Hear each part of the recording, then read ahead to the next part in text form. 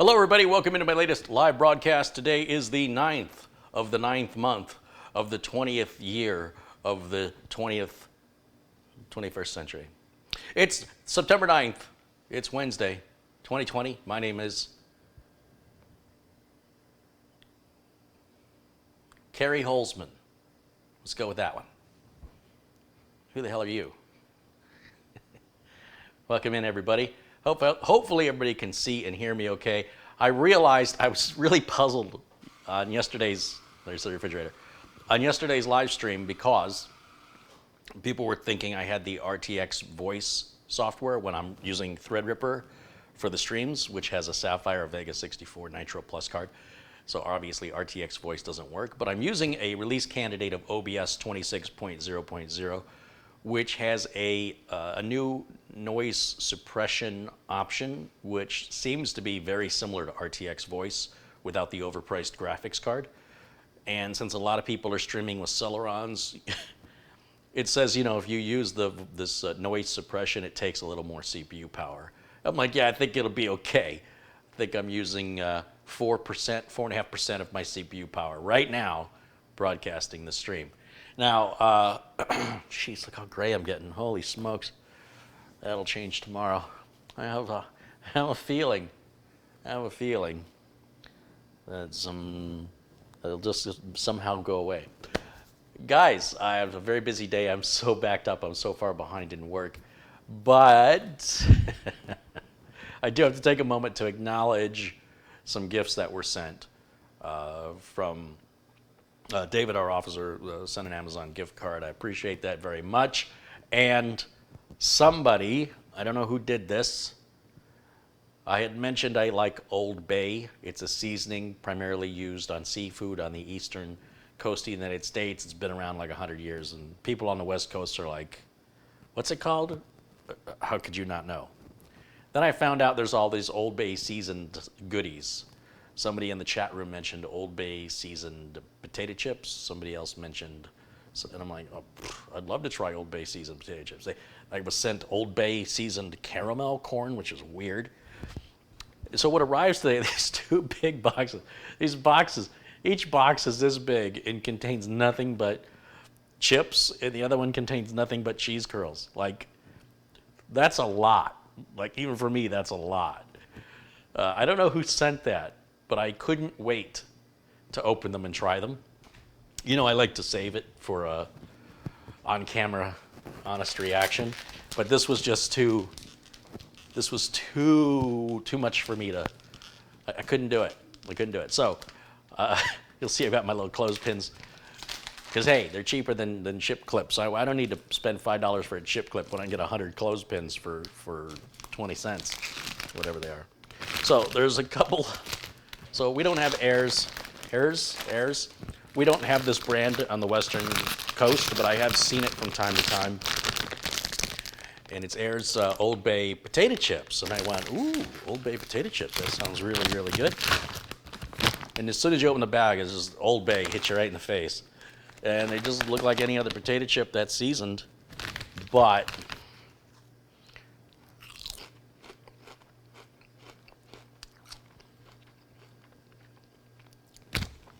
hold on a minute.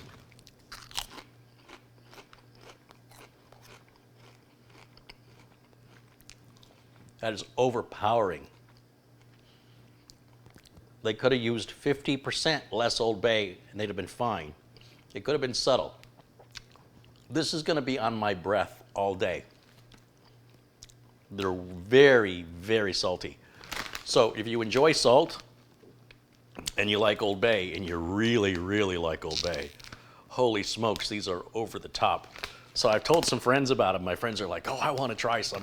I'm like, no problem, I got plenty, and we'll take a consensus. I'll give a bag to my sister. You know, she makes videos here, and we'll see what she thinks. She's also a fan of Old Bay. But wow, it's like they use too much of it. It's too much of a good. Less is more.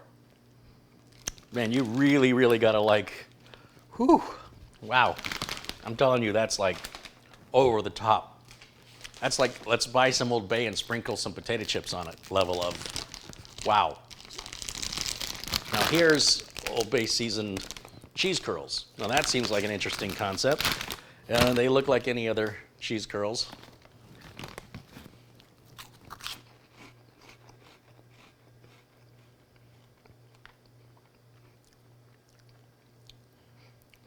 Now these, I'm acting like I tasted it for the first time. I only tried it once earlier today, so I can't really remember. But I know I preferred these, but I can't tell you why. Now I can tell you why.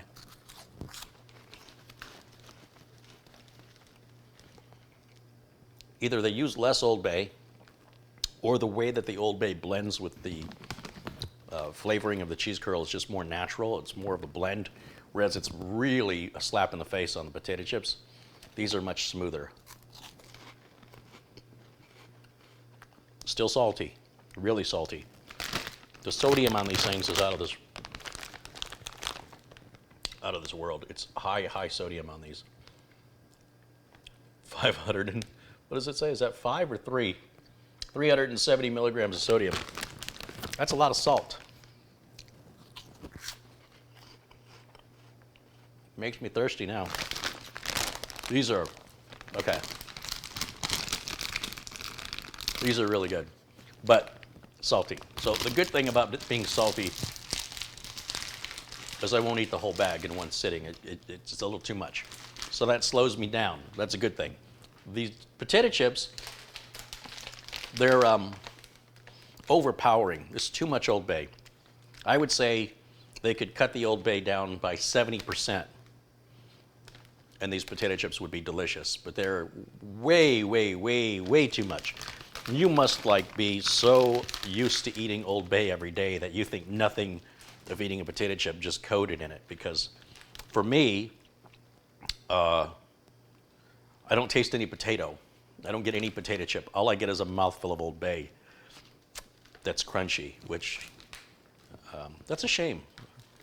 I'm so looking forward to these. But they won't go to waste. We're going to be having a little tasting party here. Or I'll be handing a couple bags out to some friends and we'll get some reactions and I'll just let you know what my friends think. And these ones I'm not so willing to give up, but these, wow, they're really, really salty. Like I've had salt and vinegar chips that don't taste anywhere near as salty as this. And I don't even like salt and vinegar chips. But I will say, whoever sent these, did anybody say who sent these? Was it David? Somebody sent these to me from the East Coast. Yes, it's typically a seasoning used on crab or seafood in general, lobster even, or I use it on mushrooms when I'm sauteing mushrooms, white button mushrooms in butter, and put some Old Bay on them with some garlic powder. You can also put Old Bay on, all kinds of things. It's a really interesting flavor. Why it works so well with the white button mushrooms is they're like little sponges. These mushrooms, the white button mushrooms, don't have a lot of flavor. So when you cook them in butter, they pick up the flavor of the butter. And if whatever you season them with, even if it's salt and pepper, they really pick up the flavor of the salt and pepper. And they're my little butter sponges, I guess. They don't really have a lot of flavor you're competing with. So they'll pick up and enhance whatever you season them with, which makes them very easy to over-season. And you shouldn't season them until you're about ready to be done sauteing them because it'll all just come right off into the butter. It's not like it soaks into the mushroom. So you can even wait till you pull them out of the pan and then give a light dusting of garlic powder and a slightly heavier dusting of Old Bay, kind of stir it around a little bit. It's delicious every time. But whoever sent these, you guys sent me a box of each, like an entire, it's like a crate. Okay, it's not a crate, but there's like 12 bags in a box. That's all. I don't know, I didn't count them, but it's a lot. It's very thoughtful, and I thank you very much for that. That I didn't even know these things existed. So that's really cool that somebody spent the money and took the time. And I'll put that over here with my Old Bay caramel popcorn. Excellent. I'm set on Old Bay for a while. People are going to think I'm from Maryland. Got a couple contributions come in, so let's give some shout outs to some folks before we get started here. Rockin' Rob kicks us off with $5, and he says, I'm catching the broadcast on my way home from work. Right on. Darren Gilholm with a £1 contribution, and Chris Kingan with $10. Says, to another great stream. Right on, thank you. Wilhelm Gordon contributes $9.99. And he said, what is your address so I can send PC items? You need to reach out to me privately in email, not in a public forum. And then you need to tell me what you want to send me, so I might not want what you want to send. We might save you some time and money. And then also, we're trying to reduce the amount of aggravation I'm getting from people with nothing else better to do. So hit me up on a private message and we'll chat. And Mike Yazzie with a $20 contribution. Hey, Mike, thank you so much for your continued support. I appreciate that from all of you, Mike and Wilhelm and Chris, Darren, and Rock and Rob, of course.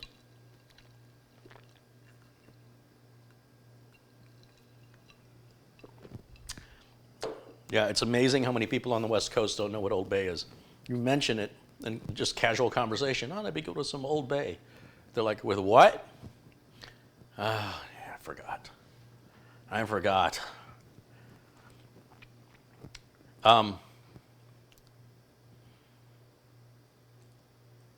This is the build from yesterday. This is what it looks like in the Corsair 200R case. Let me see if I can give you a little close-up of what we got going on here. So this Corsair 200R case was provided by a viewer in, let's just call it London, and had filled this case up with a bunch of smoky bacon flavored potato chips, which are my favorite thing from England. Walker's Smoky Bacon Crisps. And Rick suggested that we use his case that he contributed to the channel for Sean. Sean's on a very tight budget, and he built this machine. He saved up for 2 years to buy these parts, and they never, ever worked. It never, ever turned on.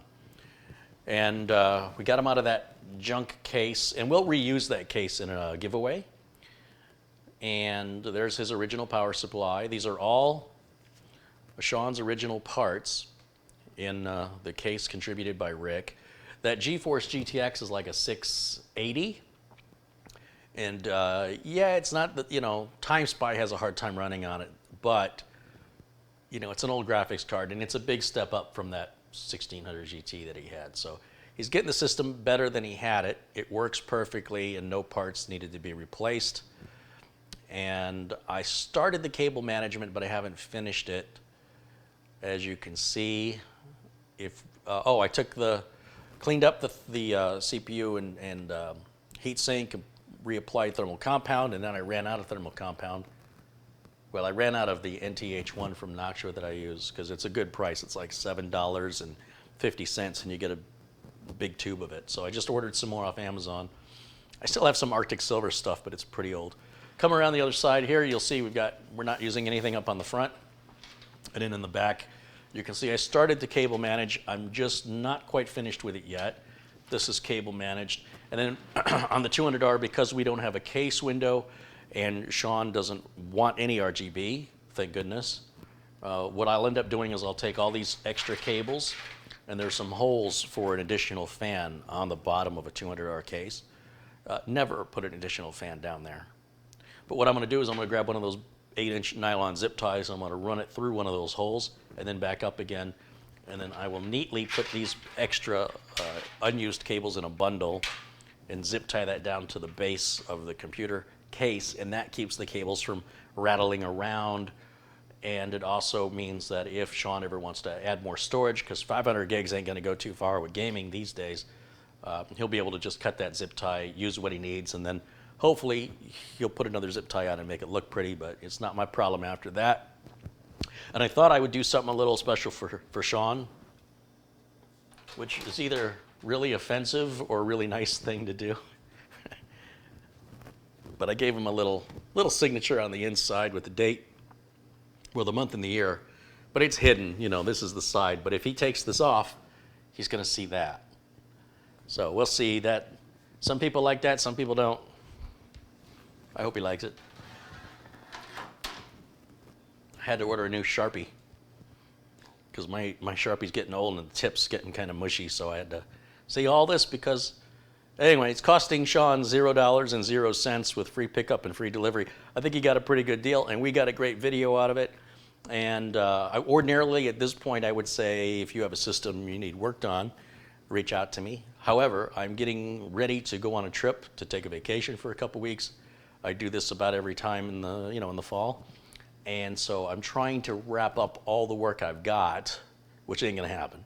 But I'm trying to wrap up as much of it as possible before I leave so I don't have it on my mind and I can enjoy my couple weeks off. When I come back though, if there's a project you want me to look into, especially repairs, people love repair videos. I enjoy doing them. I mean, there's so many builds I can do where you're just not watching the same thing over and over and over again. With repairs, it's always different. Usually there's a twist in it that you didn't see coming, like yesterday, or like the Y3K, or like the broken power switch, or the broken reset switch. I find them fascinating, and someday when I find a good editor, we'll put those all together in short little, maybe a 10-minute video of here's the problem, here's the solution, here's the problem, here's the solution. Maybe some description and visual of the problem happening, and then a little bit of time to give the viewer time to guess what they think it is, and then immediately go to the answer, and then splice together a bunch of repairs that way for like a best of. But that's a lot of work for a video editor to sit through hours of video just to cut out, 1 minute here and 2 minutes at the end, whatever. But it's on the to-do list one of these days. They're very educational because you rarely will see the same repair twice, and that's what keeps me interested in the business. The builds are mostly the same thing over and over again, with the exception of some challenges with fitment. But otherwise, they're AMD, Intel, whatever, it's all kind of the same. Couple other contributions have come in, so let me shout out to Christoph Esch, joining us from Germany, contributes €1.70. And Jason with $10 said, here's for a case of Coke after the chips. Yeah, for sure. Thank you, Jason. M. Watson 1972 contributes $5 and says, do you recommend a low profile cooler for an i7 9700? And he contributes again $5 and said the cooler, it needs to be shorter than 5 inches tall from the chip. Okay. I don't really work with any low profile coolers. I've got a few for testing. I don't know how well they work, so at this point I don't recommend any for a 9700 because I don't know what's good. I do have a couple of shallow coolers from Thermaltake that are RGB, the round saucer kind. I don't know how well they'll work in reality. They're not going to work as well as a big tower cooler, obviously. But if anybody in the chat has any recommendations with experience or a link to proof of the efficacy of a small, low-profile cooler that is efficient, that won't cause a 9700 to overheat, please post such into the chat room. Orlando Breve with a $50 contribution, very generous. He said, hey, Kerry, here's a little something for you and the channel. Hey, Orlando, thank you. That's very generous. The Pack contributed $5. He said, do you also test with Cinebench? I tested an old build with Prime 95 and the highest temp was 70C, but when I ran Cinebench, it touched 90C. Cinebench runs pretty darn quick on the systems I run it on. For this rig here, I ran it on Prime 95 for 25 minutes. It got up to 91C. Whether you subtract 27 or add 27, I don't know. It's AMD. It doesn't make any sense. It didn't seem to throttle, and it was running fine. But there's no copper on this cooler. This is a stock AMD cooler, and there's no copper on it. It's all aluminum, so it's not the best heatsink. But it stayed quiet. It was very, very quiet, and it was running just fine. I tried to run TimeSpy, and it was painful to watch. So I took that off. I put the old Heaven benchmark on there and scored and ran just fine. The right benchmark for the right era. This customer will be mainly using this for gaming. He really wants to play Cyberpunk. I suppose at a lower resolution, it's going to be fine. I don't know how he was going to do that at all on the graphics card he had. But Cyberpunk will use everything you've got, as would, Microsoft Flight Simulator 2020, which I don't even think he's got enough space on his drive to hold. But it is just a Ryzen 3600. It's a 6-core, 12-thread processor.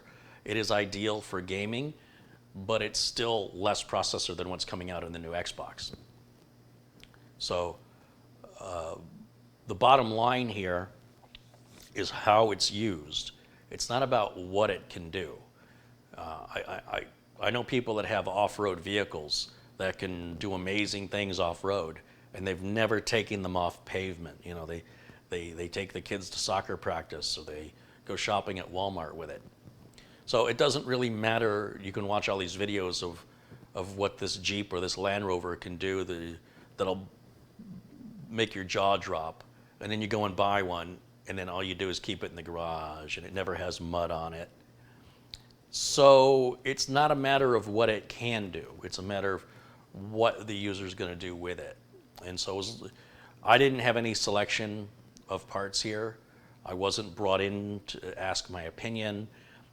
They were inspired by watching some of my videos. They bought parts. They decided on, they watched other videos, right? And that obviously influenced them on their parts, because if they'd have just watched mine, they wouldn't have bought those parts.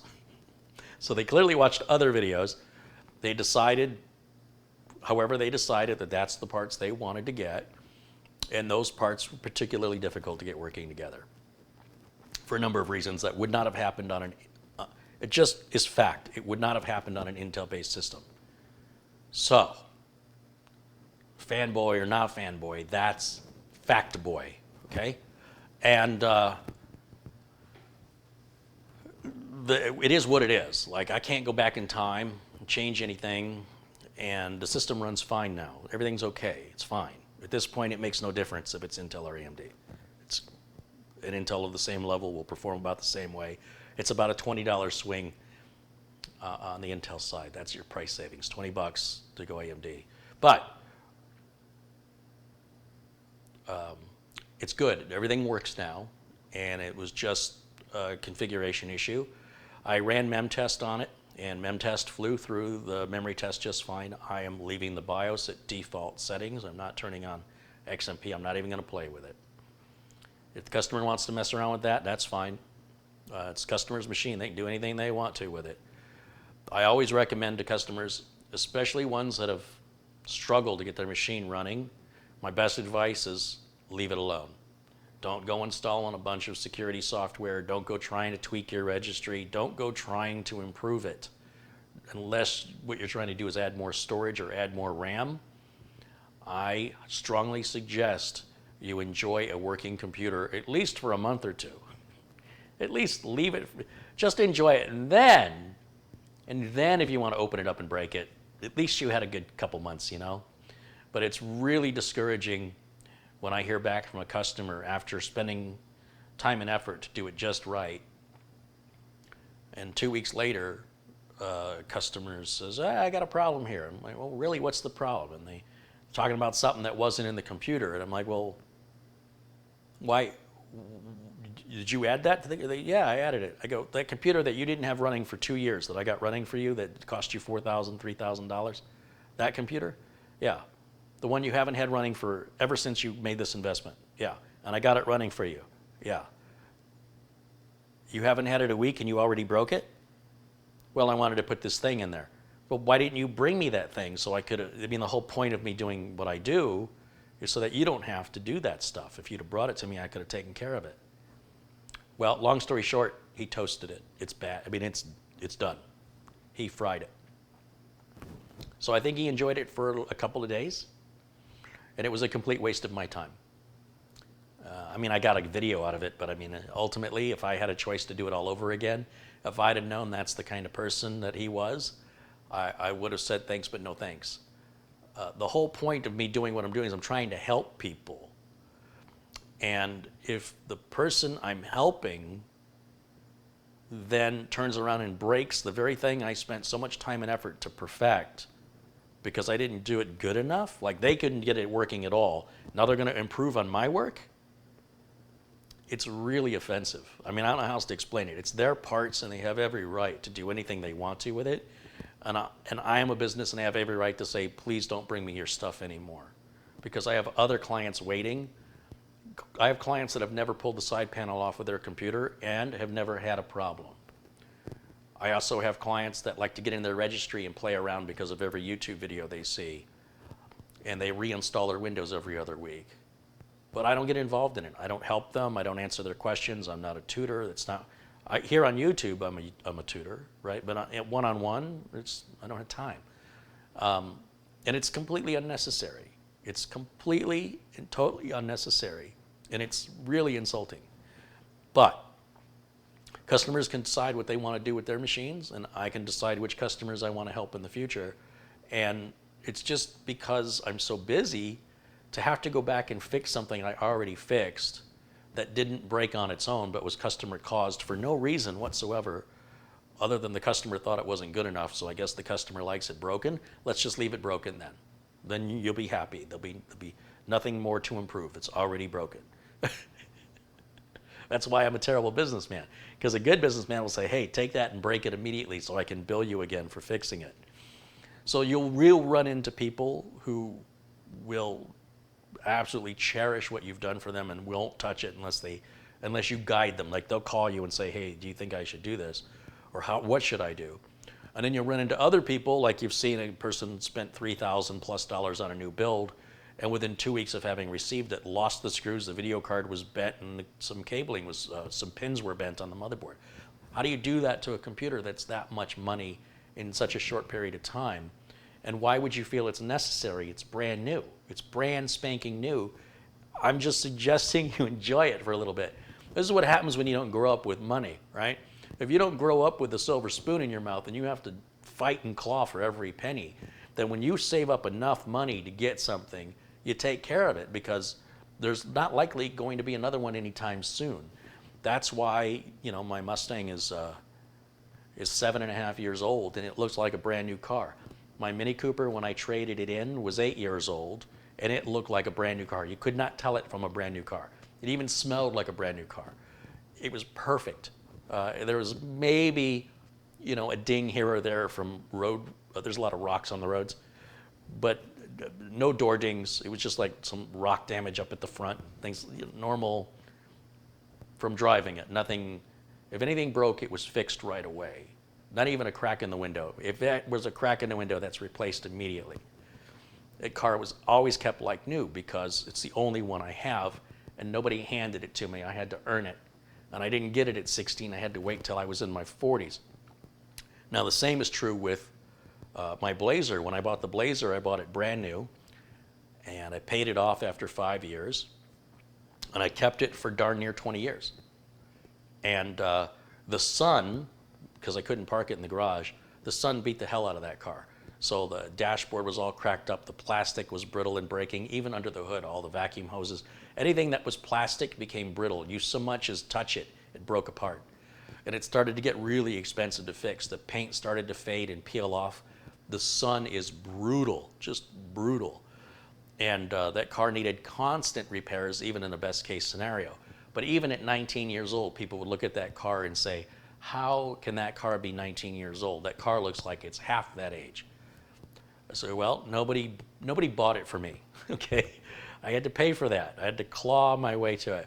I had a customer one time, real jerk of a customer, and I was so proud I bought this Blazer, and I was really proud of it. Did it all by myself. No help from mommy or daddy. And the customer says, oh, that's your new car? I go, yeah, I just got it. It's nice, huh? And he goes, so that's what I'm paying for? Is that my new car that you bought? That's the car I'm paying for? Yeah, you just write me a check for doing nothing. It's one of those where you smile and you go, ah. But it's not funny to me. Like, you didn't buy that car. I earned it. And if you didn't think you were getting a screaming deal for what you're paying for what I'm doing for you, you'd have fired me. Trust me. That guy didn't become a millionaire by giving away money. He wasn't a generous person. So, you got to watch for that. Don't show up to your customer's house in a nice car. They'll think you're too expensive. So, that's all right. It wasn't an option for me to buy a Porsche. I had a BMW long enough to know I never want another. Okay, so I had 2 BMWs. After I got rid of the first one, I got a second one. They were both used. I couldn't afford a new one. 3 Series, entry level. Very nice cars to drive. Very frustrating cars to maintain. By the way, my Mustang drives exactly the same as a BMW 3 Series. Same power, same feel. If you blindfolded me and put me in the passenger seat and took me for a ride in a BMW 3 Series and a Mustang, both 6 cylinders, from the weight of the doors and what they sound like when they kerchunk, when they close, to the way that the car feels on the road, it's firm but comfortable. It's almost imperceptibly different. Almost imperceptibly the same. It's not different.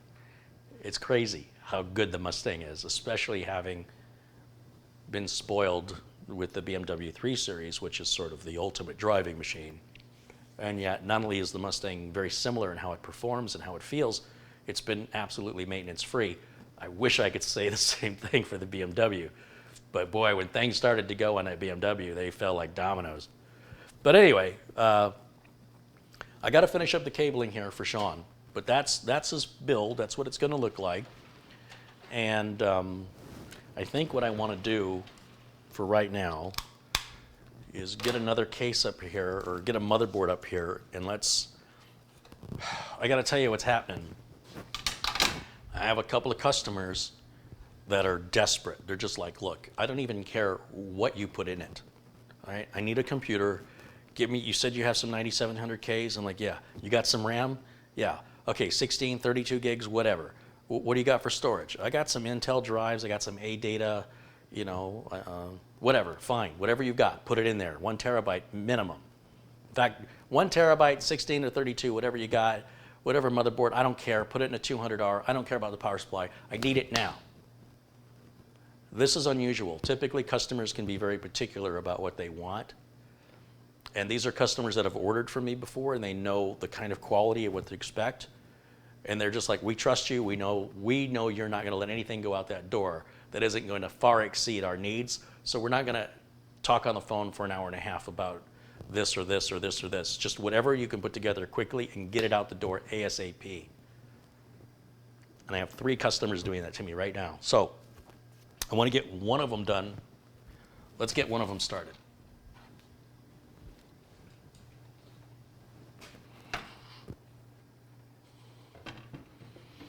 Just put that precariously on the edge. I'm sure that'll be fine. Some more contributions have come in. Thank you goes out to Ronaldo Torres with a $5 contribution, Bryant Burns with $1.99, Anton Hackinson with 59 Swedish krona. Thank you, Anton. And Samuel Ramos with $5. Thank you, Samuel, and Bryant, Ronaldo, the pack. I've got another used board. I showed this to you yesterday. I need to test it. I think I'm going to use it in this next build. This is going to my brother, so I can get away with some used parts and stuff. He's not going to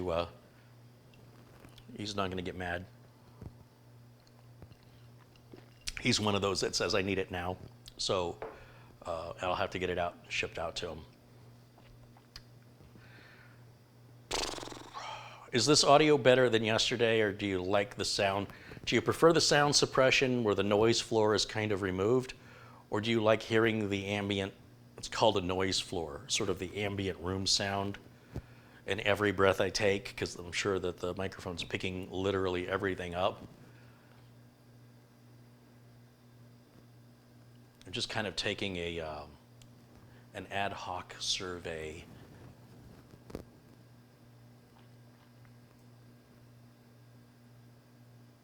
I do have the other ASMR microphone I want to hook up, but I just don't have time yet. And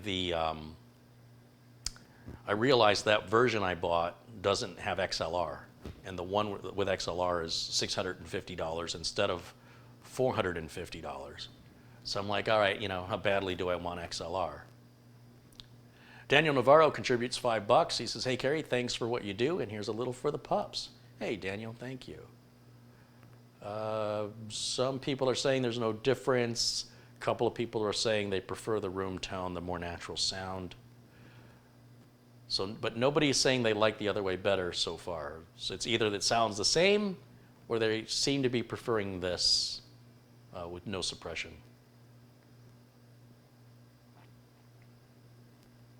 Interesting. So this goes against traditional thinking when it comes to audio quality and production, but everything I do goes against traditional thinking. None of this should work, but here we are. John Yasuda contributes 20 bucks. He says, Carrie, thanks for your help. After some tuning, his 9700K temps are now reasonable under heavy loads, and the system is a lot more stable. Thanks again, and have some Coke and chips on me. I was curious, John. I've been so busy. I was thinking about that last night. And in fact, I went into the BIOS on the 9700K, the stream before last, specifically for you so you could look at those temps. I don't know if you caught that, but I kept it on that page just for you so you could have a reference point to know what the temps were on the, not the temps, what the voltage was on the CPU from the H370 motherboard so you could align that on your Gaming X board. So I'm glad you got it figured out. I knew it was an overvoltage problem. So you stuck with it, you hung through and figured it out, and that's awesome. I'd love to know what you changed, but another conversation for another day.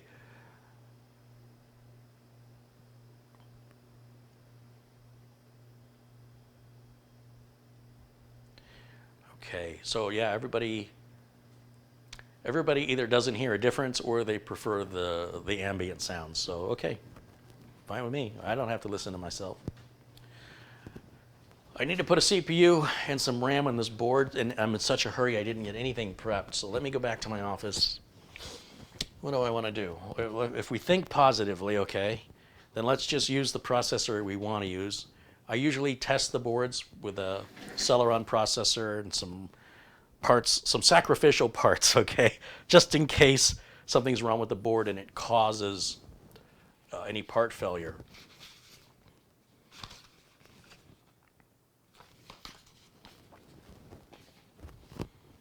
What do I want to do? We're going to need built-in video, so a KF isn't going to cut it for us. We need a 9700K. Okay. I need some RAM. What am I going to do for RAM? RAM. What am I going to do? Oh, I know. I know what I can do. We'll just take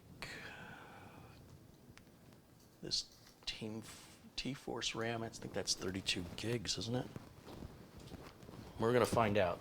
This used to be in the streamer, and it was causing me grief. AMD motherboards really frustrate me, but I bet it'll work perfectly in an Intel system. And then I need a cooler, so let's grab, what do I want to grab? You know what? My brother isn't going to care if the cooler's silver, so the Scythe Mugen 5 is definitely the choice. I'll save the Noctua and the Dark Rock cooler, which are all black, for a customer that has a case window or cares. These are going to be used in an office by employees to do work, not to go to a fashion show. I'm going to need a case. I'm going to need a power supply.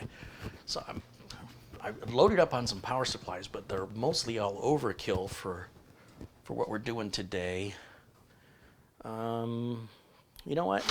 Whoops.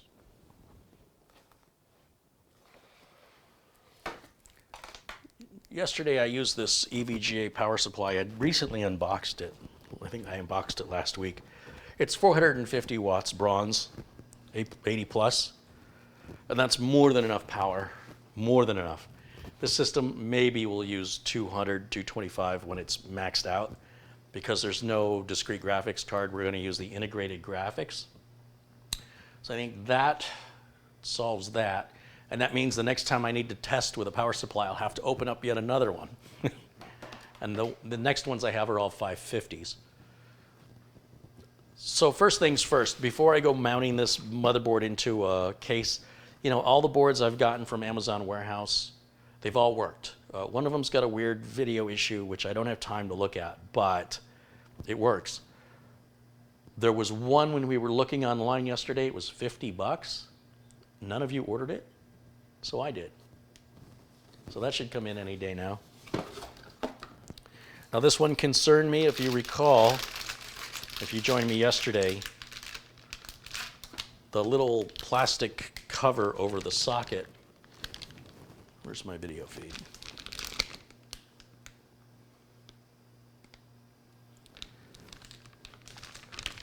You see the socket is exposed and the little plastic cover is up in here. So it had been put on, I'm guessing, and then just wasn't pushed down and locked in place, and it fell off. Now when it falls off, it could have been drug across the pins. Drugged it. It could have made contact with the pins. I don't know. The pins look all right though. The pins in the socket. It looks fine. If not, then I'll send it back. Amazon's got good customer service. I'm not worried. Now, if you're a first-time builder, don't go using used parts, because then you're not going to know if you have a problem, if you made a first-time builder's mistake, or if you bought a bad part. But if you're pretty comfortable technically and you think you can determine a bad part from a bad, I don't know, a mistake in your build, a mistake, then go for it. This I/O shield has never, oh, yeah, it is. Never mind. I thought it had never been taken out of the bag, but I see now the bag has a rip in it. There's a significant rip in the bag. So yes, at some point somebody did use this. This is another one we'll have to check the date. If it's got a date of 2038 or greater. You can also see the grounding strap is bent down, covering that port. So before we install this, we need to bend that back up so it won't block the port. It's supposed to touch the top of the, it's like HDMI, what is that? It's like the HDMI header or something, I think, right there. I can't remember. Or it's USB 3.1. Anyway, it's got metal across the top of it, and that's supposed to drag across the top. It helps ground it, but I mean, even if you bent it all the way up so it wasn't making contact, that's still better than having it fold down and block the USB port, and you can't use it without taking the motherboard completely out. So we don't need that yet. In fact, if the board doesn't work, we won't need it at all. Chris's channel of technology contributes $1. Thank you, Chris. So just to check this board out and make sure that it's functional, we don't know why the customer returned it. So a couple of things I'm looking for is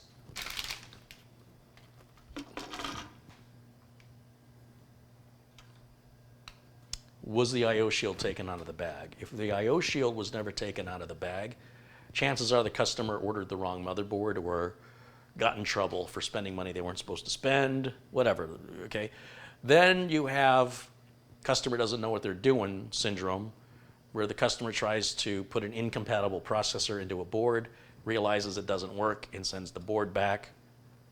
Or there's damage to the board, which is very unlikely given the way that these are built now. This is not a human being sitting at a station with a soldering iron having a good day or a bad day. This is all machines working in a factory 24/7, robotically, putting everything exactly the same. And then on top of that, as a final QC, another robot runs a laser over it to ensure that everything is exactly aligned. And if it isn't, it kicks it out of the line. Now, I don't know what happens to it. I don't know, do they repair those? I don't know, because the cost of labor is very expensive to have somebody figure out what's wrong with it. I mean, the machine that kicks it out will tell you, this part is not where it's supposed to be. It's off by however nanometers. Whether or not a human being corrects it, or I guess it varies, you know, how MSI does it compared to Gigabyte. It's probably not the same. I have no idea. But it's pretty rare that that happens when you consider the machine is automated and does everything always the same. The fact that it happens at all is kind of amusing to me. Like, how is that possible for a machine to screw up? Next thing I want to look at, that socket. There's 1,151 delicate little pins in there, and they're kind of being covered up. So if we open this up and expose them, we want to see if we have any light reflecting differently. you'll see the top half reflects light differently than the bottom half because the bottom half's bent in the opposite direction. And these are very, very hard to see with the naked eye.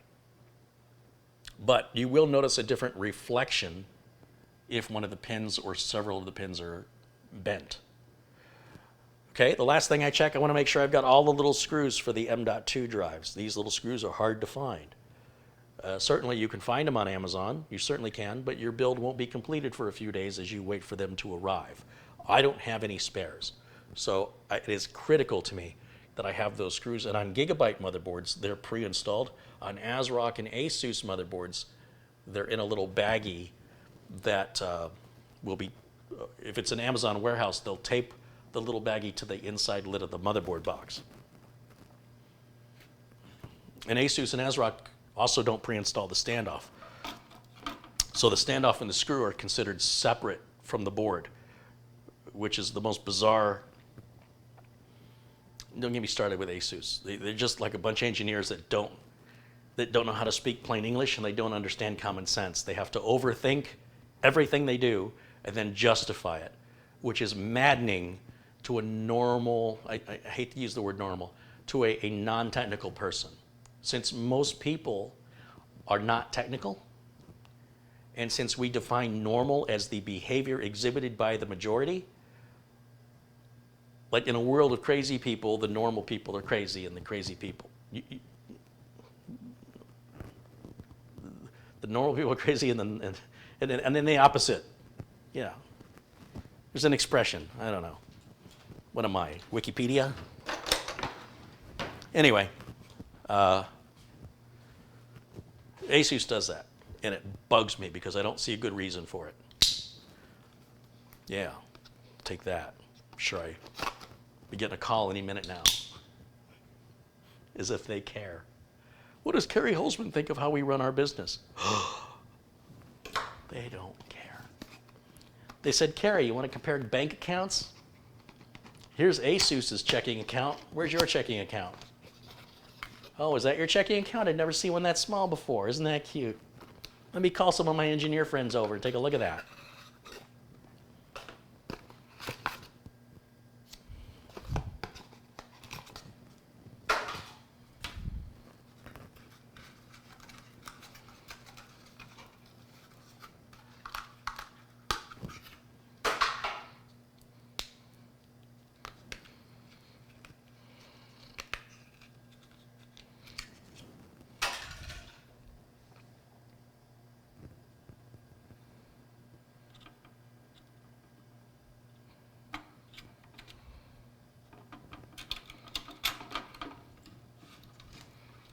Okay, CPU's in. I've got an Intel 1 terabyte 660p. Newegg had these on sale. They still might be. The 665p, oddly enough, they're selling a pair. You have to buy two. 1 terabyte each for $179 for the pair. That's a good price. So I ordered a few of those because I got some more builds. Also, never cut towards yourself. That's what I learned in the Boy Scouts. I'm going to do it anyway. Always cut towards another person. Never cut towards you. Okay?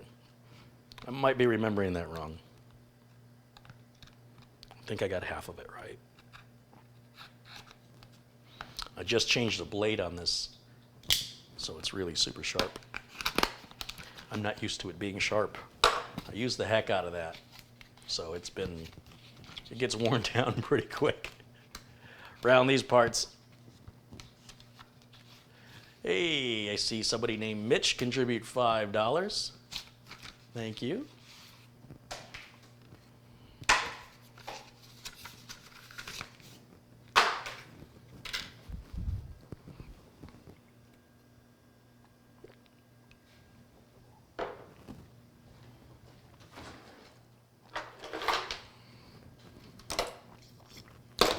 JIS driver. The reason there's no parts list for this build in the video description as I'm live is because I didn't know what the parts were going to be. I just walked back to my office and decided. So, I mean, I I know I'm going to use this motherboard. I know I'm going to use a Corsair 200R, and that's about all I knew. So it wasn't quite enough for me to put a parts list together. If I'm going to do it, I want to figure out what RAM and storage. I wasn't quite sure what storage I was going to use because I thought I had some of these, but I couldn't remember.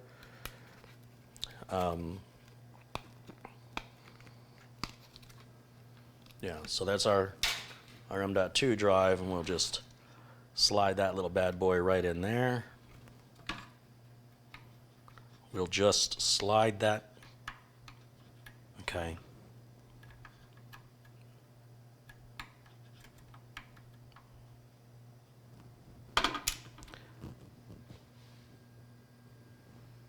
Don't see anything.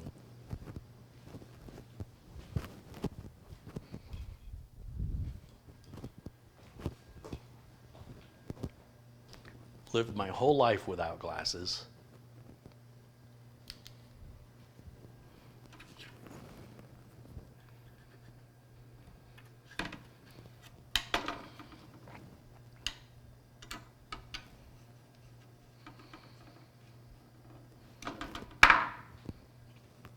I mean, I just own it, right? Just own it. This is all messed up. These are only good for close-up. This is only good for magnification. Looking at a distance, I see everything fine. Everything's fine. Who are you? Are you even there? Who said that? These are just for reading or breathing. Cooler.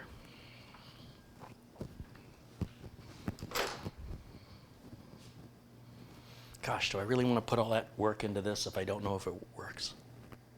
Yeah, it's probably going to be fine. But I could just slap a cooler on it. You know what, let me just slap a, I'm just talking to myself. Let me just,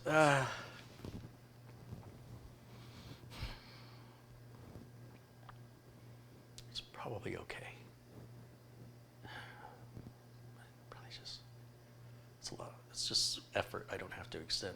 But if I do it for nothing, then I'm working harder by not working harder.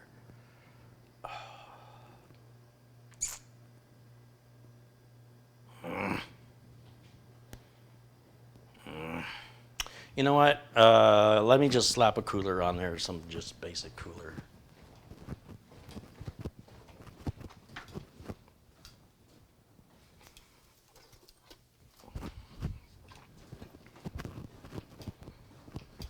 Murphy's Law. There'll be the one time I get a board that doesn't work. And if I put the Mugen 5 on there, then when I go to mount it in the 200R, I won't be able to reach that connector or the fan header. So I want to make sure this board works. And I don't need to put any thermal material on here because we're not going to generate, we're not going to put a load on the CPU. It's not going to get very hot. And it's still going to work as a cooler. It just won't work as effectively, but so what? It's only going to be like that for a couple minutes.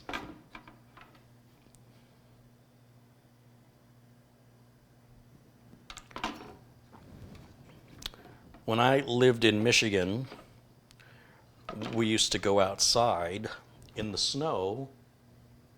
Are you seated? Without a jacket on. You'll catch your death. No, that's not how you get a cold. You might become cold. But if you're only going outside to go get the mail and come back in, who cares if it's 20 degrees outside? You're only out there for 2-3 minutes. Likewise, your CPU can run without a cooler. A modern CPU, like since Core Duo, it can run. I've done it. I've done it here on the channel. I even ran Prime 95 on it for 20 minutes with no cooler on it. And it, of course, it throttles, but it's end users don't even know it's throttling. They just say, it's really working hard. It's a little bit slow.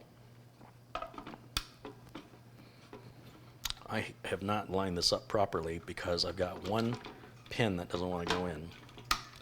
That means I got to take them all back out again. See how much work that was I had to do? Oh my goodness. How do I get through a day?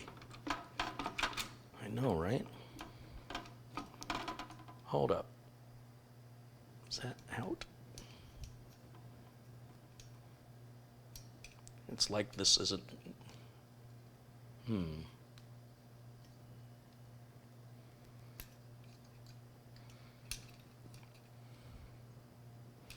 this post, let me show you what's going on. The way these Intel coolers work is there's a little plastic rod that when you push down, it spreads open this little connector that keeps it locked under the motherboard. And as you can see, that little plastic post is stuck through, keeping these two ends from coming together, which is why I'm having difficulty. That's only supposed to happen after you put it in the hole. So when you pull on this, when you pull on this top, it's supposed to retract that post back up. There it goes. And then now you can see it's closed up. And now it'll fit down into the hole on the board. And once it's through, there's a little gap right there. Once it's through, then we push the pin through it. And you have to make sure that the little arrows that are on top of these little posts are facing the opposite direction. See that arrow? You should be able to see that arrow right on the top. When you turn it in the direction of that arrow, which is, if I were to turn this like that, now that's the release. If I want to lock it, then out of the box, it's going to be, I just moved the wrong one. You want to turn it in the opposite direction. Out of the box, it'll be in the opposite direction, exactly as I'm showing it to you. So you move these little posts, you turn it a quarter turn if you want to remove it. If you're wanting to install it, then you make sure it's the opposite way of the arrow. That's not confusing at all, right? I've had brand new system builders, they take their first time system builders, take the thing out and go, oh, that's wrong, and they move it in the direction of the arrow, and they have cooling problems. And I say, well, why'd you do that? It came out of the box the way you're supposed to install it. Look, we all make mistakes, it's no big deal.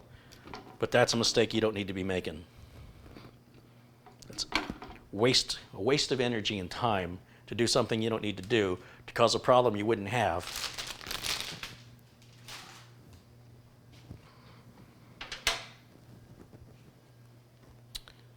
Which I guess explains why I exist, if you ask my dad.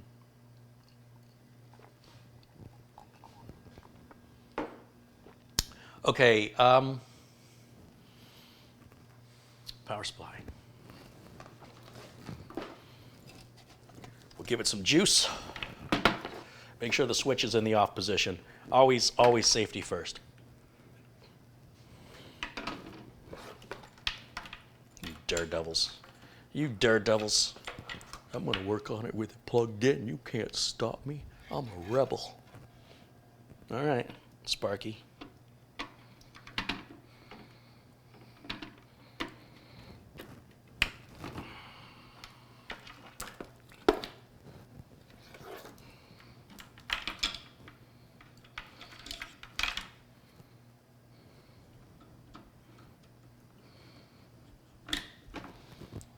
Good.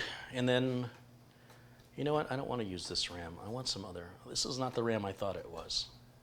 This is not the RAM you're looking for. Hold on. Hold on. Geez, you guys just push.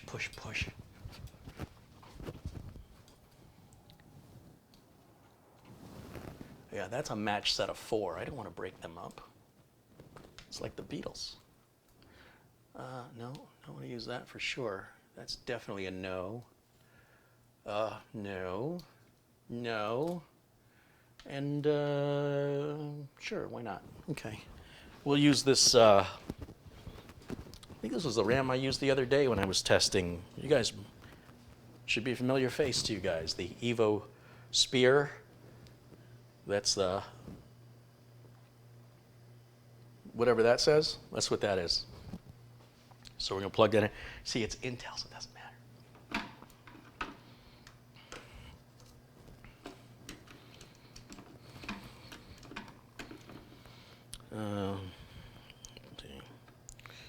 Is that going to go in like that? Clickety. Where's Mitch when I need him? Click. I was going to say, you know, Mitch is great for the overhead shots, but Mitch can't do anything but overhead shots because he's that much taller than me. That cracked me up. I think I'm hilarious. That's good stuff right there. As Mitch says, keep it up, Chuckles. David, our officers contributed $5 Canadian. He says, I love my new 10850K. I am so jealous of you. Ugh. This has been sitting in a box.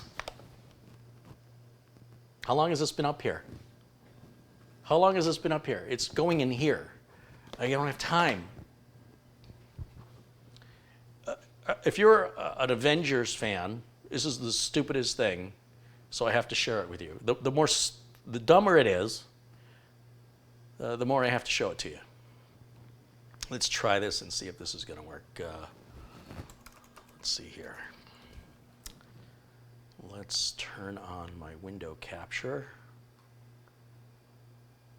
Why is that not working?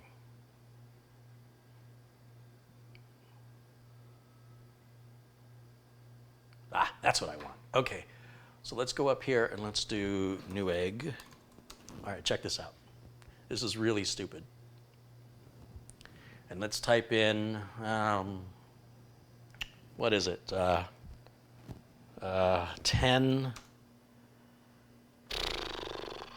10900 KA? I can't remember anymore. What's it called? Let's just do this. Intel Avengers. There it is. All right. So, just so you understand what's happening here, this is the dumbest thing I've ever seen. And I won't tell you who wants one. He knows who he is. Hey, look, everybody's got their own thing, right? That's your thing, whatever.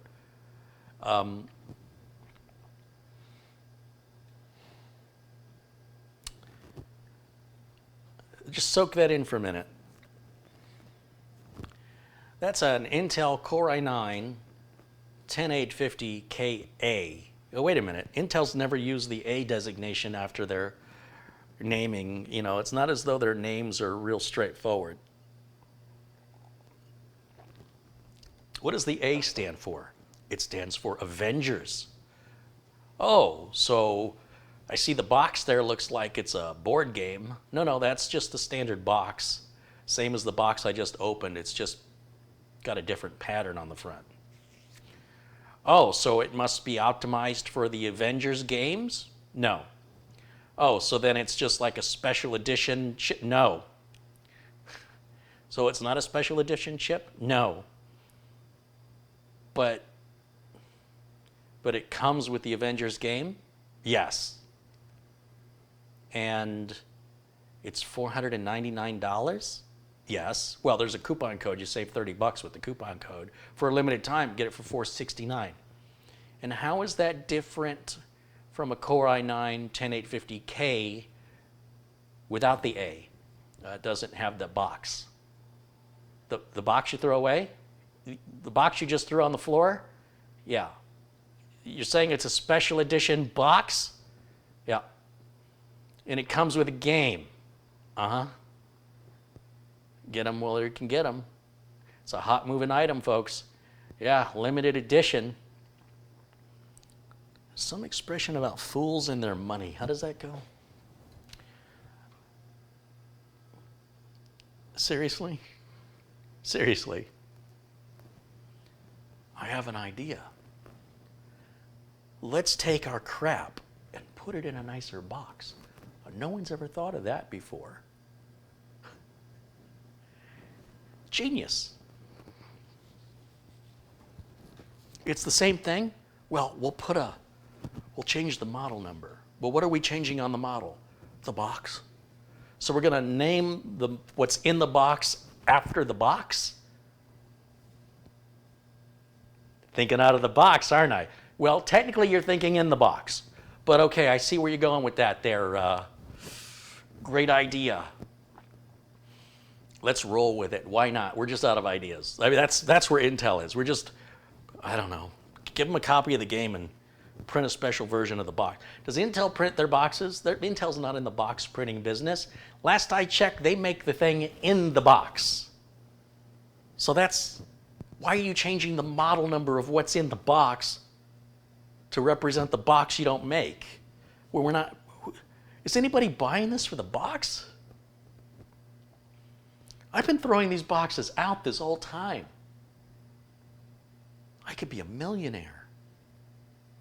What's happening? So the chip runs the same speed? Yep. Just overclocks the same? Mm-hmm. Is there any indication on the chip itself? It's got an A on it. So the printing on the internal, on the heat shield is it's a KA instead of K. It's A. Okay. But you get the free game, the Avengers. Yeah, that'll never get old. No. The CPU you'll have for 10 years. You'll play the game for 15. Sure. It's totally worth let's back up the whole system with the Avengers. It's all Avengers. Yeah. Mm-hmm. That's the mainstay. It's not a fad. It's not. That's the CPU. You'll replace that, but you'll keep playing the Avengers for years to come. You'll cherish that box. You'll pass it to your. That'll be a family heirloom. You'll pass that on to your grand. Should I stop, or is this getting? Am I beating a dead horse? So, how did that work out for AMD? Can anybody remind me? AMD's 50th anniversary. Was it their 50th edition processor that came in a gold box and had Sue, what's her name? Sue Lin? I don't know what her name is. Has her autograph like a it's about that big on the internal heat shield that you then cover with thermal compound and put a heat sink on? That one? Yeah, how did those sell? Oh, they're still available. Nobody bought them? A few people bought them. They're still available? Did the price go up? No. Price went down. That was 50th anniversary. You did something special, like Intel, you clocked it on all the cores at 5 gigahertz? No. It ran a little faster? No. It was somehow different than the other chips? Yeah. How? We made it gold. But you cover that up with the heat sink and the thermal compound? Yeah. But it's a gold box. Oh, that'll look that's going to look great next to my Avengers box. Because that's why I buy a computer. That's why I bought the CPU. Wow.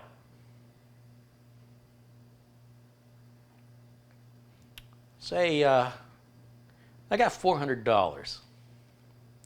It's just burning a hole in my pocket. I don't know what to do with it. I was thinking maybe I'd build a computer. I'm not quite sure if I should go with Intel or AMD.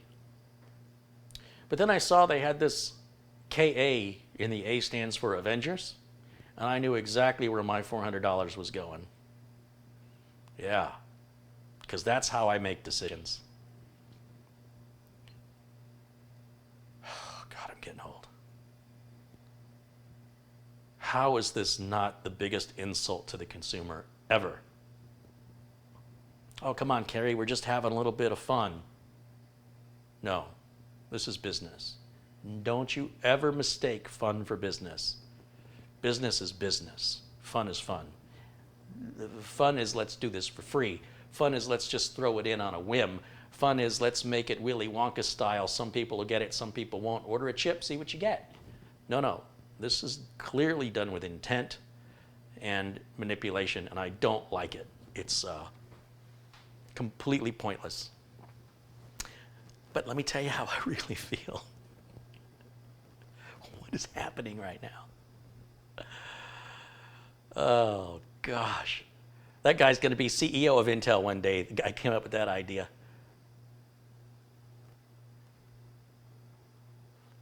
What is going on over there? Why not put the CPU in a bucket and call it 10850 KFC? That's funny. I like you. They don't say finger licking good anymore. KFC has decided that with the pandemic, it's not a good idea to be licking your fingers. So you won't be hearing them say that anytime soon. I don't know why I know that. Have you heard about a collector's item?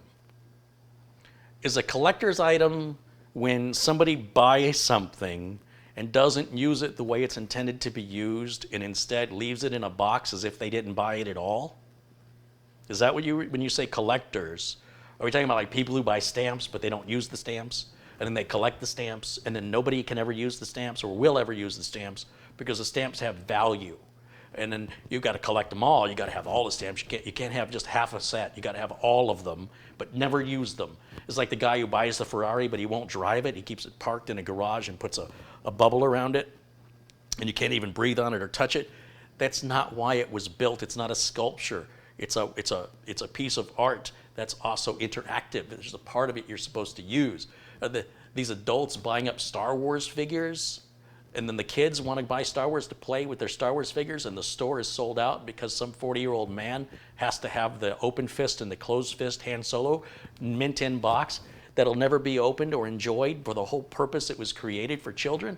Is that what you mean by collectors? People with too much money and don't give to charity? They don't, well, maybe they do, I don't know, but they could give it more. I mean, if you've got enough money to just waste it, that's my opinion, waste it on crap that you're never going to take out of the box, isn't that the same as not owning it? I don't know. It's one of my favorite lines in the movie Office Space. He says, what would you do if you had $1 million? He says, I wouldn't do anything. He's like, I mean, you'd do something. He goes, no, I would sit on the couch and watch TV and I would do nothing. He goes, man, you don't need $1 million to do that. My cousin hadn't had a job in years and he does that. He's broke. Just saying. Collectors. Yeah, collectors, all right. Definitely not collectors of intelligence. All right, or investment for that matter. Lisa Sue, thank you. I couldn't think of her name. I couldn't remember. Lisa Sue, yeah. Thank you, guys.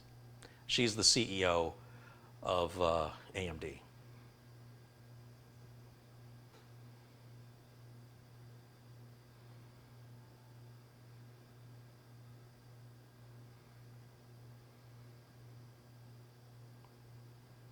Do they actually print the KA on the CPU slow death once? I imagine they do.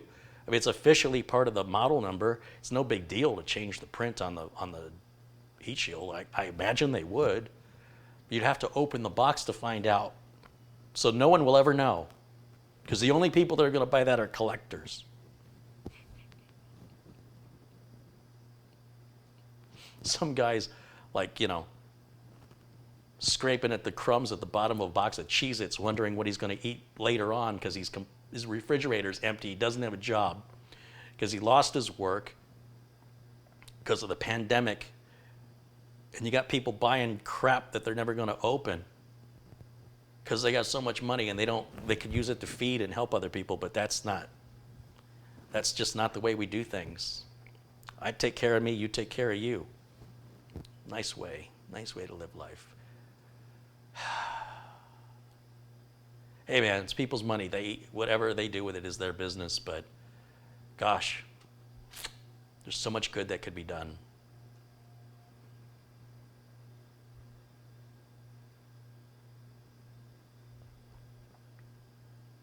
October 8th, AMD should be announcing the Zen 3 series of chips, the 4000 series. October 8th. I will probably be in the car driving. But just so you know, October 8th, if you want to know about the latest Zen 3 chips.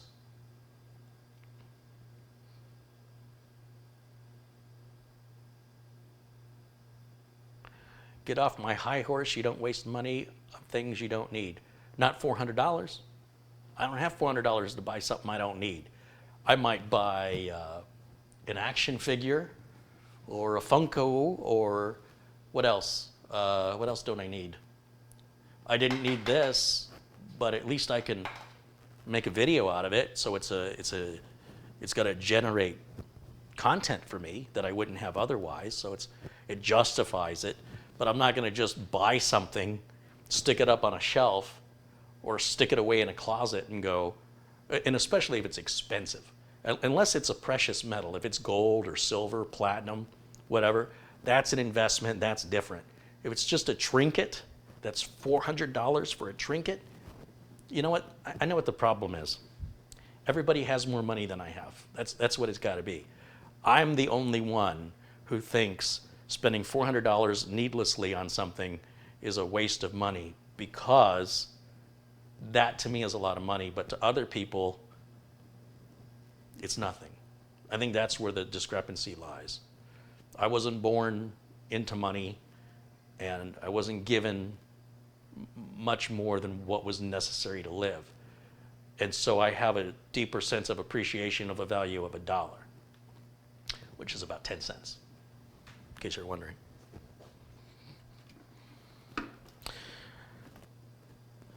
Is this going to work? Is it going to have the latest BIOS? Is the date going to be wrong? I don't know.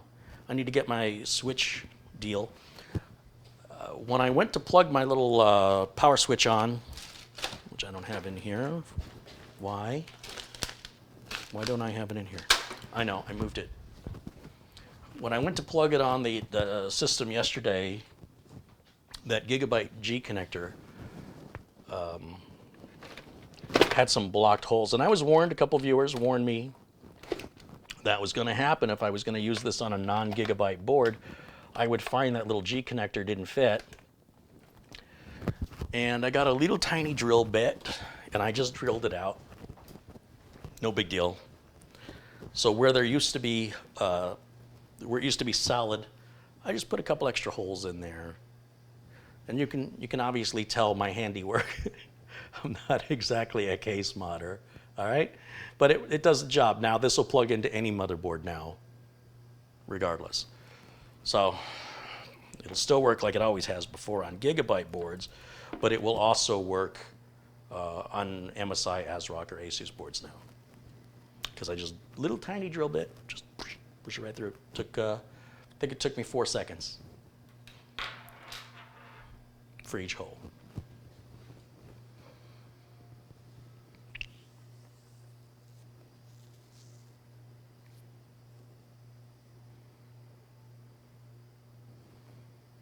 Fred Adcock says, I've been rich all my life, and it's a full-time job. Those two things might be related. I'm just saying. Some of the people who are broke don't do anything. That's why they're broke. They're not just a victim of circumstance. Some people have no ambition. Other people have ambition and just can't catch a break, or don't have they're not in the right place at the right time. And other people are relentless and they won't quit until they get to a certain level and nothing gets in their way. Those are the people I admire the most. Those are your Jeff Bezos, those are your Elon Musk. These are your people that stand in defiance against naysayers and doomsayers, and they, how many times has Elon Musk proven people wrong now? He can't do that, he can't do this, he can't do that, and he did it, and he did it, and he did it. And by now, if you don't know better, like he may not do it on time, but he's never going to stop until it's done. And it doesn't matter how much of his personal fortune it costs him. That's the kind of drive and ambition I admire. I wish I had that. But I also don't want his stress. He considers eating an inconvenience because it interferes with his productivity. He wishes he could just, put an intravenous needle in my arm and let me get back to work. I don't have time to eat. That's my kind of guy.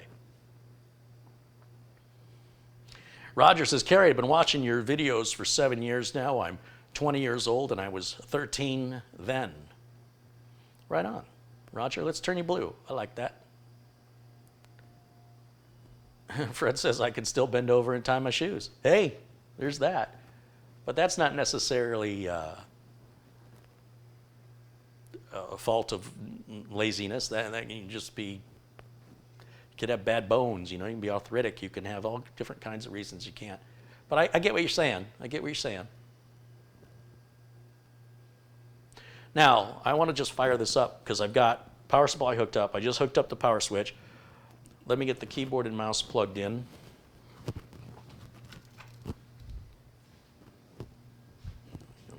I'm running out of room here.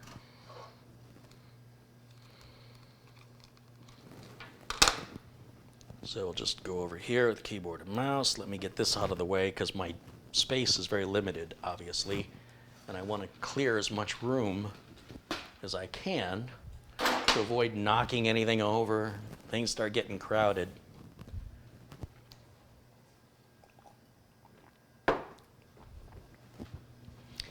HDMI cable. Look at me, I'm all prepped. It's already plugged into the capture card. Just has to go in here like this. And we're using onboard graphics, so all that looks good. Storage is on. Make sure this cable isn't hitting the fan. Not that it matters, but. And then power to, I was thinking that was the power supply. I see a big box, you know, it's right there. I'll just put that up there. We don't want to set the power supply down, then it can't breathe. Again, we're not going to have it on very long, but let's just be safe. Play it safe. Okay, this is it. Here we go. Let me just take a moment to move some things.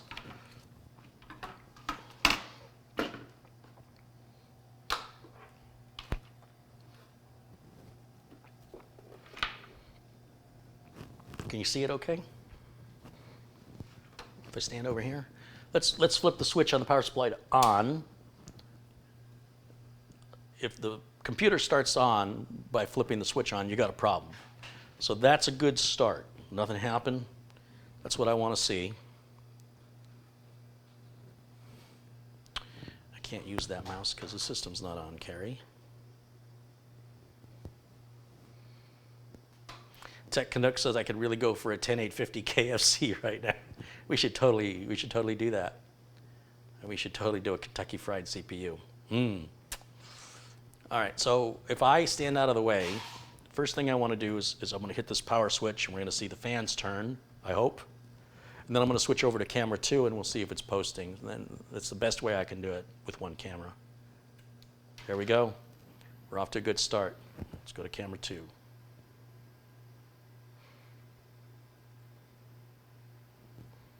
And then I'm going to immediately go, if this posts, there it goes. We'll go into the BIOS. I'm hitting delete. BIOS has been reset. Let's take a look at the date. Date looks good. F14 is the BIOS. All these boards we've been getting from Amazon Warehouse seem to be from the same batch. I don't know why. So that's good to know. It's just an observation. I still have the latest BIOS on the flash drive. Let me plug that in.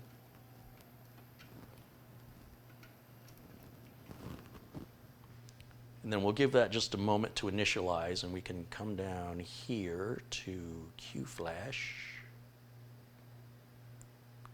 update. I clicked too quickly.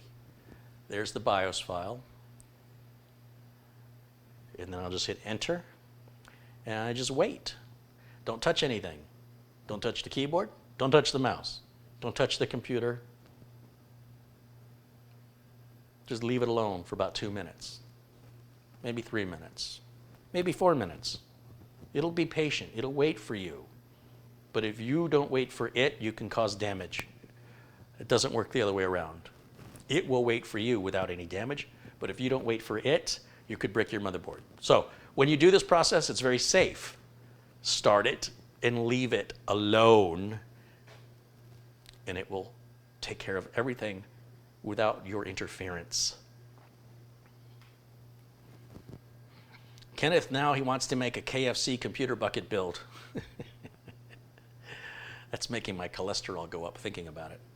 My arteries are hardening as we speak. Was that dirty?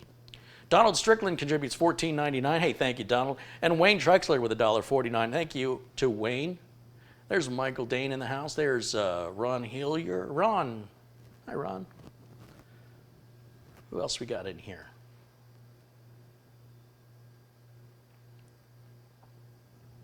Put a little chicken grease on the heatsink. Can you imagine? That would smell great, wouldn't it? Yeah. What's the Rock cooking? Chicken. And waffles. I'm making waffles. Here we go. Just about ready to finish the BIOS update. It's going to reboot automatically. Don't touch it. Leave it alone. And here it goes. Okay, just clicked off. I don't know if you heard it. That's the power supply making that sound. The system's booting back up. It may boot restart 2 or 3 times. Sometimes just once. It kind of depends on, oh, clicked off again. Back on. And there's our post screen. And it's clicked off, well, it's reset itself for a third time, all normal. And that should be the last time. Yep.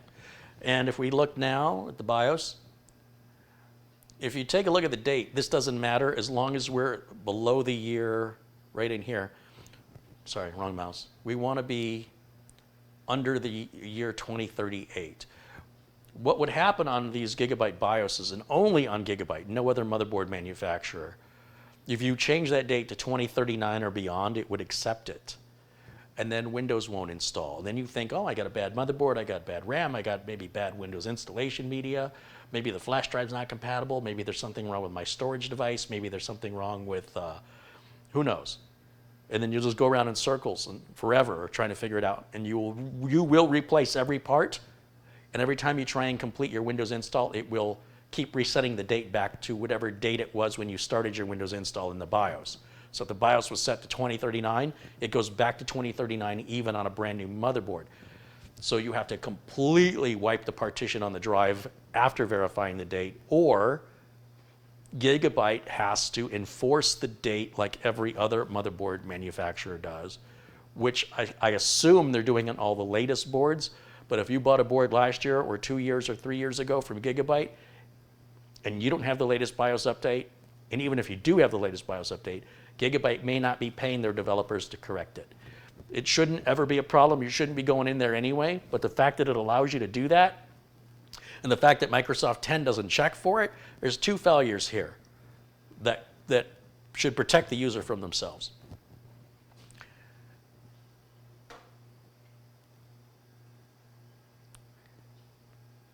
And that's what I think about that. Let's turn this off. Hit the switch. Unplug the flash drive.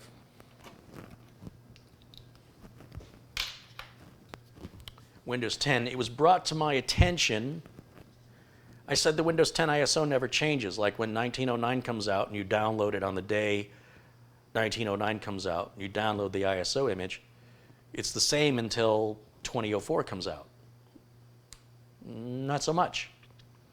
Just verified looking at my folders.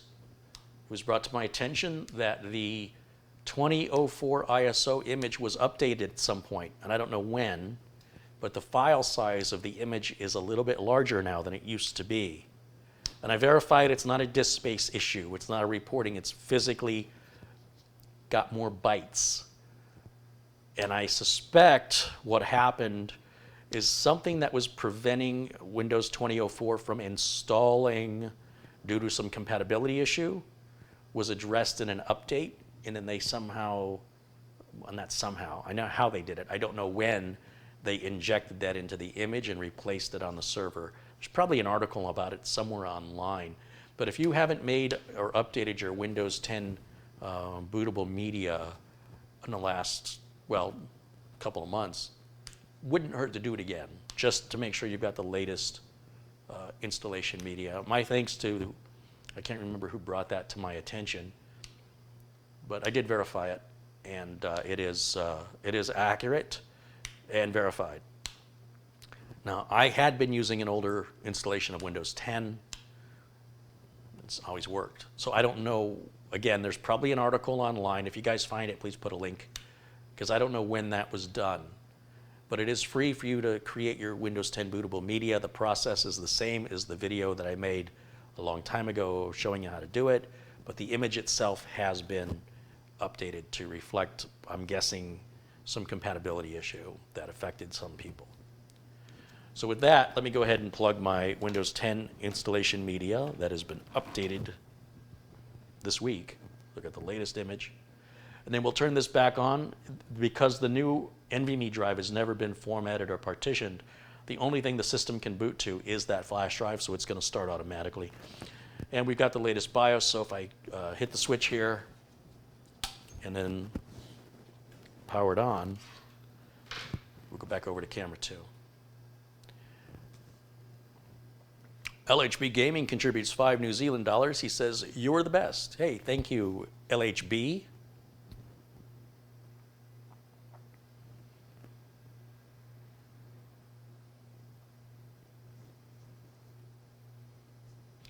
And this is all standard operating procedure. How many times have you guys watched me do this? Like 17,000 times? I wonder what he's going to do next. How did you know he was going to hit next? Install now.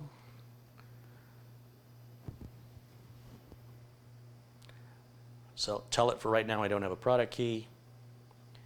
Windows 10 Pro. Next.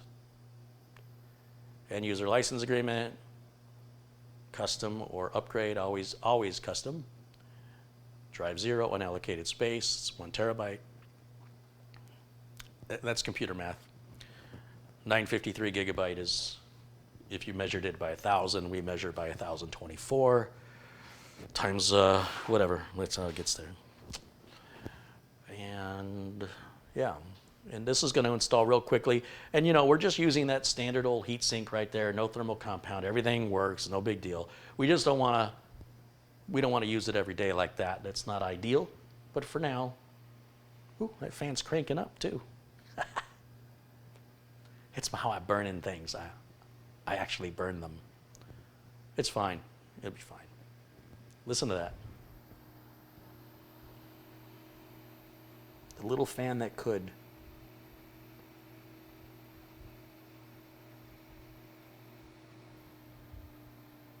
Oh, it's slowing down. Oh, it's picking back up again. Oh, slowing down.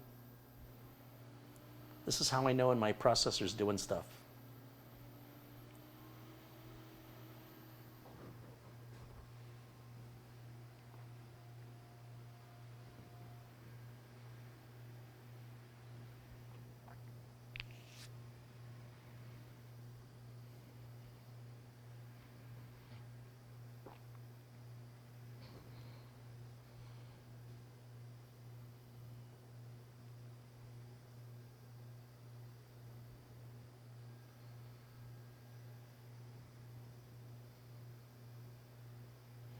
And Dale Maluk just contributed $20. Hey, Dale, thank you.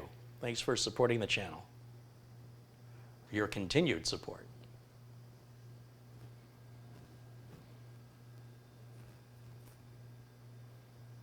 Okay, that's all we need from the Windows flash drive. We can actually remove the flash drive right now if we want to. I tend to just leave it in until the install is complete, but everything Windows needs to finish is now on that NVMe drive, which has been partitioned, formatted, and is in the process now of completing the Windows install directly from the NVMe drive now, which is much, much faster than going through USB. And as you can see, this whole process at a modern computer is very quick. And when I get the Mugen 5 on there, this system will be dead silent. Hence the thumbnail, silent but deadly.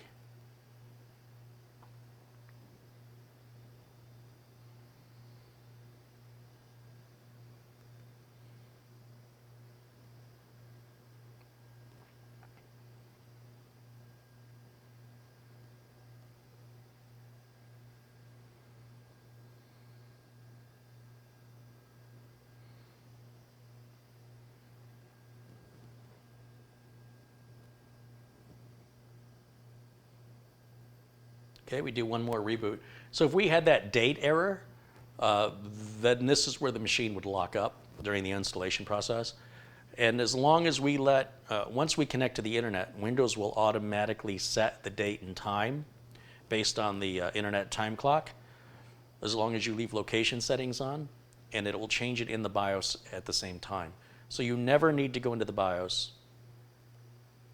Rock and Rob contributes $2. He goes, I finally made it home.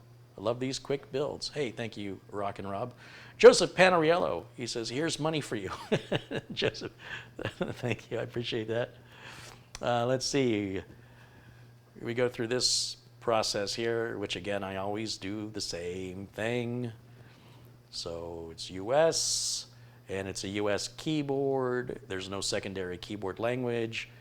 And then we're not going to connect to the internet, and I tell it no twice, and then it wants me to put a username in. Oh, geez, I don't even know. I'm just going to say user. It's pretty universal. No password.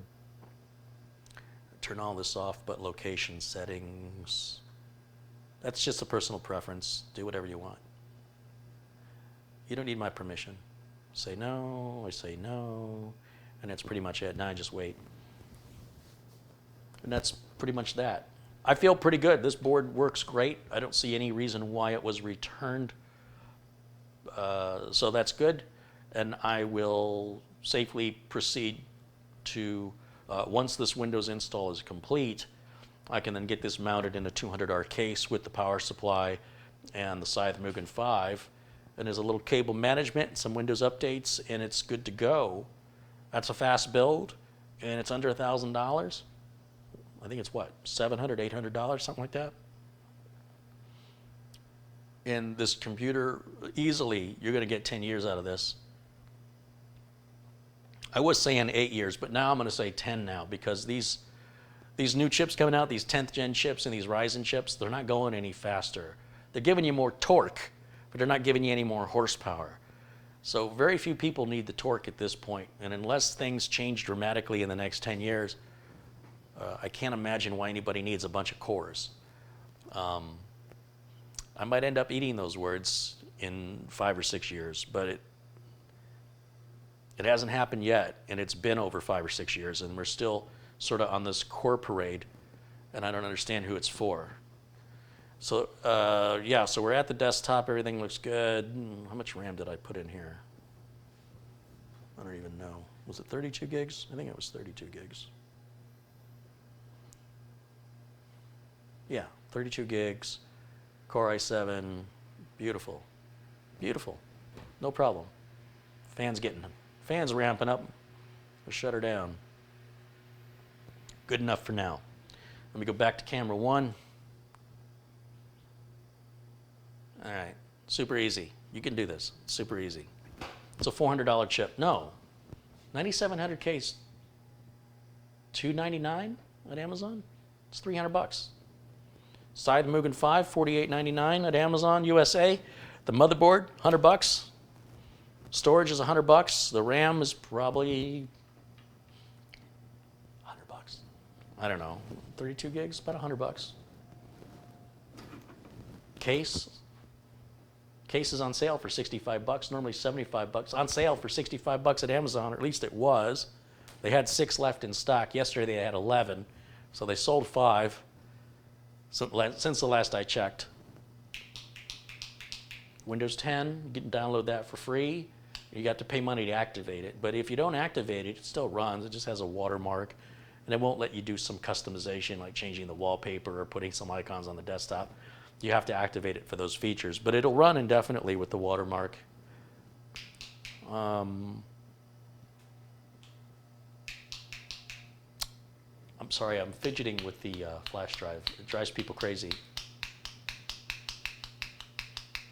which only encourages me.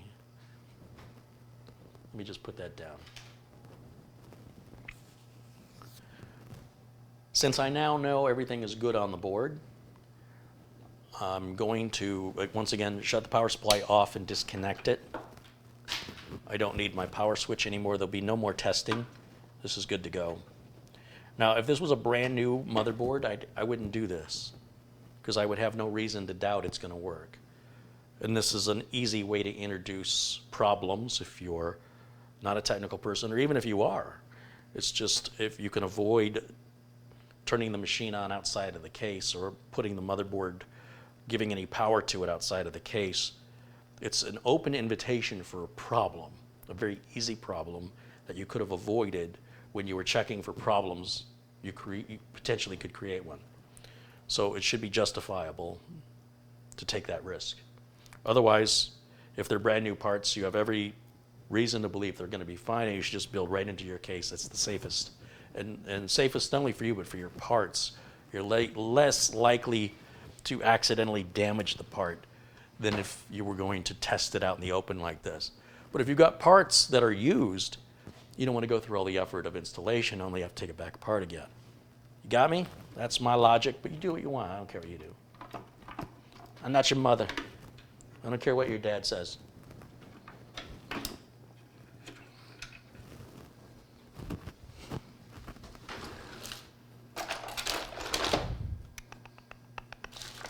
somewhere in here, I have a flat blade driver. There it is. And I can put that in the little slot in these towers to give them that little quarter turn in the direction of the arrow, so I can remove my little tester heatsink here. There's 1, 2, 3, 4.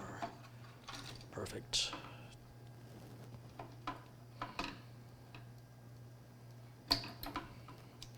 And then I want to put these back in the installation ready position, so the next time I grab it, it's good to go. Since I am done with that for today, it'll go back here where it was, so I can find it the next time I need it, which is going to be very soon when that suspicious $52 motherboard shows up. Why is that $52? That's really cheap. It's probably going to arrive in a plastic bag. I don't know. It's Amazon, and it's another one of those open box returned H370 boards. And Amazon has good customer service, so I don't have any concern. If it doesn't work, I just send it back. I'll get my $52 back. But if it does work, and it's a great savings for somebody, it's not added profit for me. It's just a savings. I just pass that on. Because I'm a terrible, terrible businessman. We've already discussed this.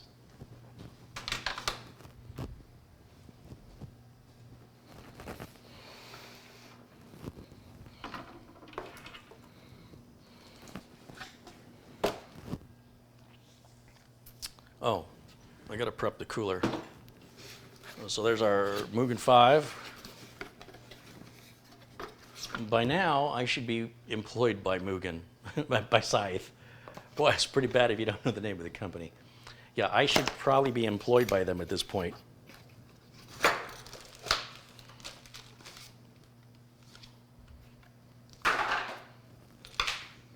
Oh, wait, I need that.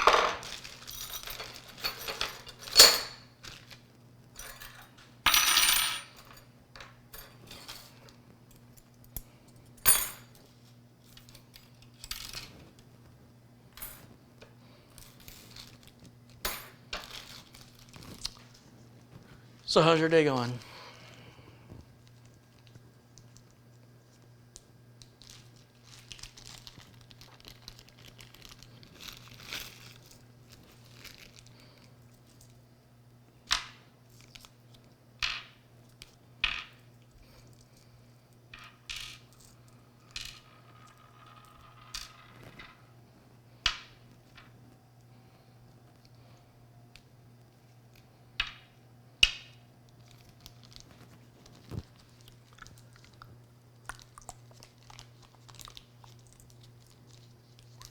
Jack says, I don't have PayPal. I want to send you a check or a gift card, but where do I send it? Jack, if you look underneath the video, there's a little bit of text, and it says, show more. And in there's a link if you want to submit an Amazon gift card. Otherwise, contributions through PayPal or right here in Super Chat. 3 different ways you can support the channel if you want to. And beyond that, you can reach out to me personally, and you'll have to be patient for a reply. I do my best to respond to everybody as quickly as possible. Sometimes that comes off as rude because it's really short, because I don't have a lot of time I'm trying to answer a lot of people. And they go, can I do this? Yes. Okay, thanks. Okay, bye. It's not intended to be rude. It's just I'm trying to answer as many people's emails and messages on Facebook and comments on YouTube. It is overwhelming. And then, but I do try to get to everybody. I do. Even the people that think I crap out parts, they're like, hey, you have a spare i9 9900K I can have? Yeah, hold on. There, I just made one. I don't know what people think. Everything I build on the channel is either paid for by the customer or is needed for the channel in some way. And on occasion, on a very rare occasion, if the budget allows, I'll build something crazy, and it might be sold or it might stick around for years. I have no idea. If it gets sold, then the money the money is just what it cost me. There's no profit in it, and then that money will probably be used to do something else crazy, and then around the wheel goes.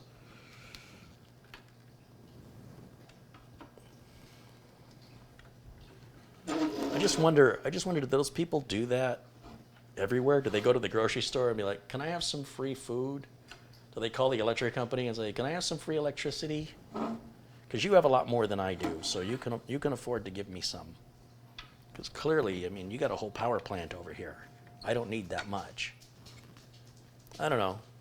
On the one hand, you go, well, you know, worst they can say is no. There's no harm in asking.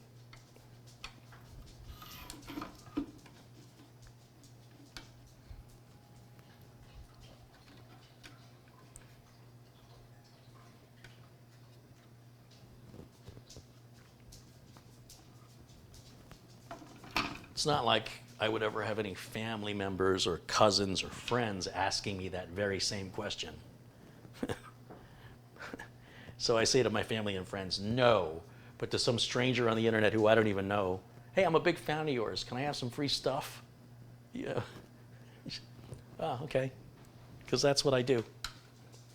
I don't know. It's a little insulting to me because it's like, where do you think the parts come from? Why is it that you think you're the only one? I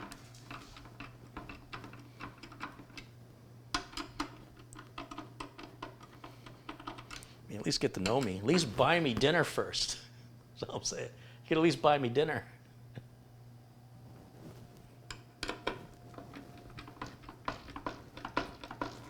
It's rude.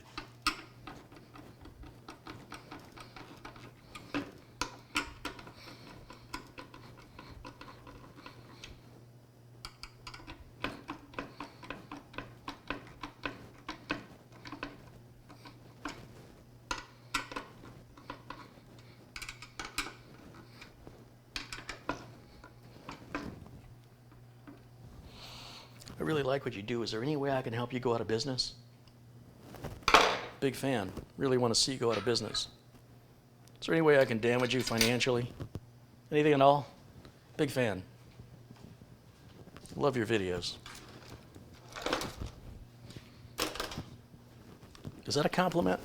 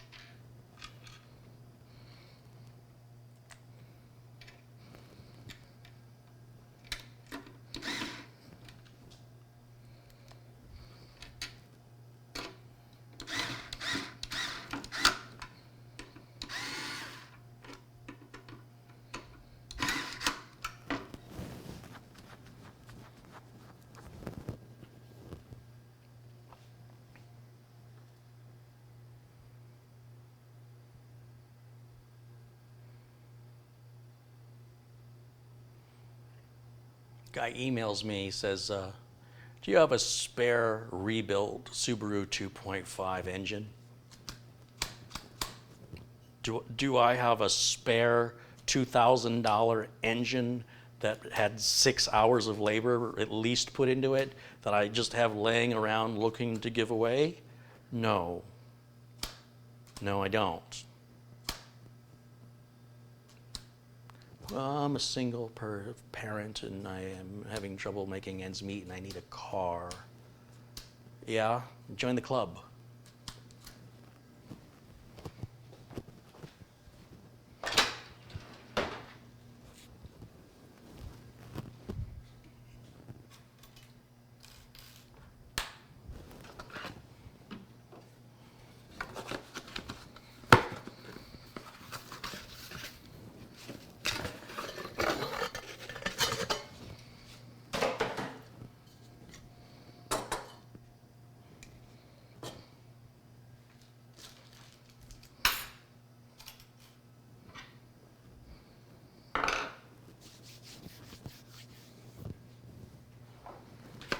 Gonna need that I/O shield, and I'm gonna need a case.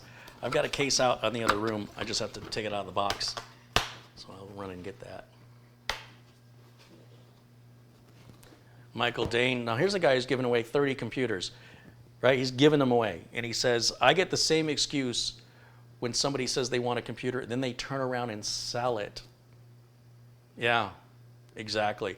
You know, people, celebrities, someone will say, can I have your autograph? And celebrities are now not doing it because they're realizing many of the people have turned that into a business where they go and get the celebrity's autograph and then they go put that up for sale on eBay. And, you know, a celebrity ain't getting any cut of that, right? It's all very selfish. And so the celebrities are like, hey, that's it. I'm not signing any more autographs. So it ruins it for everybody, which ironically makes the price on eBay go way up. Think about it. Supply and demand. But it's true. There are several celebrities that no longer sign autographs unless it's, you know, like a session like Comic-Con or something where it's a meet and greet and you're paying to see them, or you're buying some merch, or, you know, something for them to sign. What's in it for them? Or they're paid for their appearance. But I mean, would you work for free? So it's worse than working for free because someone else is making money off of your work, except you're not making any money. Usually the giveaway for a celebrity is when somebody has multiple items. Could you sign this? Oh, and this? Oh, and this? I think there's some footage here on YouTube where there's a couple celebrities that are like, no. They're like, you're clearly an eBay seller. Get out of my face. Get out. Like, they'll kick them out. They're so offended by it. You can have one.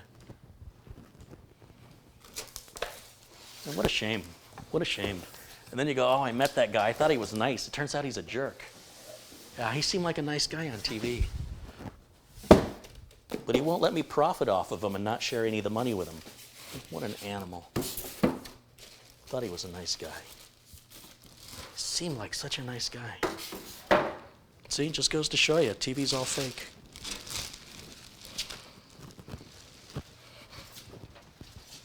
Seemed like a nice guy.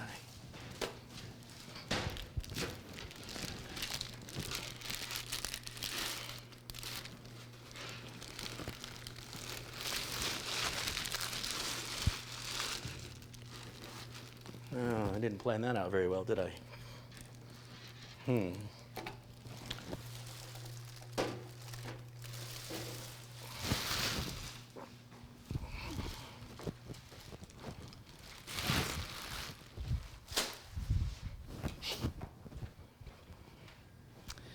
Okay. Yeah, I understand, Michael, what you're talking about, because I think we're the same. We want to help people who genuinely are in need and who will genuinely have gratitude and appreciate it and aren't looking to exploit it and profit off of it and then turn around and play the same card again. And what it does, the psychological effect that it has, is it makes you not want to, for me anyway, it makes me not want to do it anymore. It's not worth the risk now. If I can't tell the actors from the people really in need, then nobody gets nothing, and then you don't have to worry about it. You want something, go earn it like everybody else. And that's messed up. It's messed up. We should live in a society where we help one another, and the fact that people take advantage like that makes me sick. And honestly, for all the effort that takes, if you're willing to work that hard to get something for free, you could easily just work and pay for it in much less effort. I don't know what's wrong with people. It's what a shame. It's like a millionaire that goes to the soup kitchen because it's free. I know more than one person who owns a Tesla, and they won't charge it at home because it comes out of their money when they can use a free charging station. They will go out of their way to use the free charging station. Millionaire people, people that have not just a single, multi-millions of dollars. I know at least, I was going to say 3, I know at least 2 of them. It's like a principle thing. I am not charging this at home. I am not going to pay for it. I'm going to take it where I can charge it for free. Like, you know, your bank account's got 7 zeros on the end of it. I think paying for the electricity, the $7, isn't going to really, I don't. See, Carrie, that's why you'll never be a millionaire.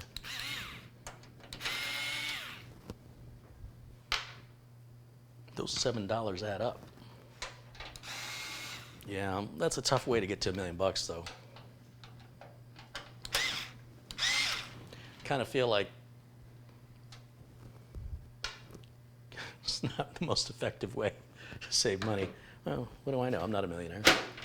Don't listen to me. I'm an idiot. I'm an idiot without a Tesla.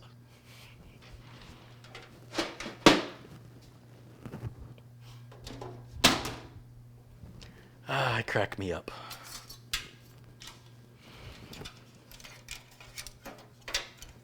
As long as one of us is getting entertained, that's all that matters.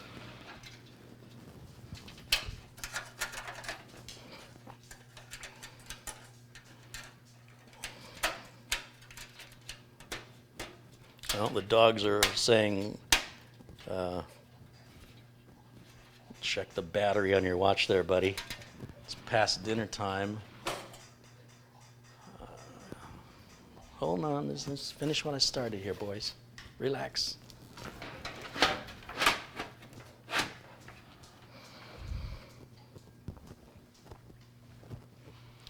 Yeah, I don't know what I did with the screws for this power supply, but I've got a big bag of screws I ordered off Amazon. $6, 100 screws. And I will use them. So, are you hungry? I don't think you want to eat that. Uh-oh, I said the magic word. So he's going to share that, or hey, just hold on a minute. I'm right in the middle of something. Well, hurry up. I'm going to give you my dog pound eyes. Please, mister. I'll be your best friend. Please. All right, just give me a minute. Geez, you're really working it today. Gets me fed, doesn't it? Yeah, it does. He's got a point. Hold up. Just give me a minute. Is that like a dog minute? Yeah, that's like 7 minutes, dog minutes. That's forever. Yeah, I think you're going to be all right. I don't want to take any chances.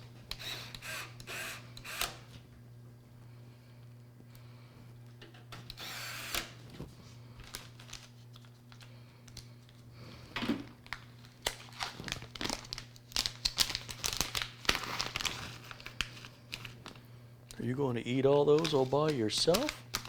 No, this is not food. If I put it in my mouth and I eat it, it's food. It's not how food works. I'm a dog.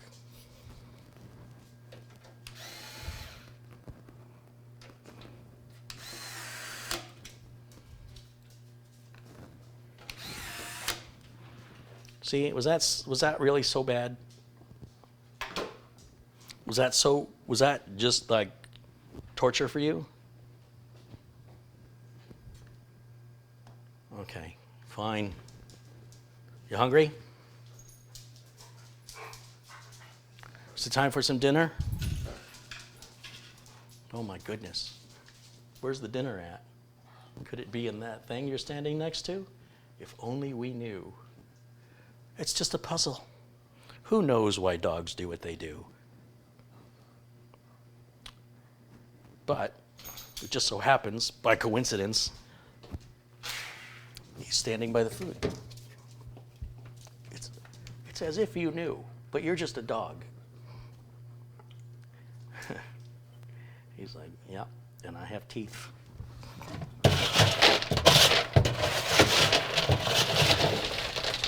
Oh, we're getting to the bottom here, buddy. What are you going to do?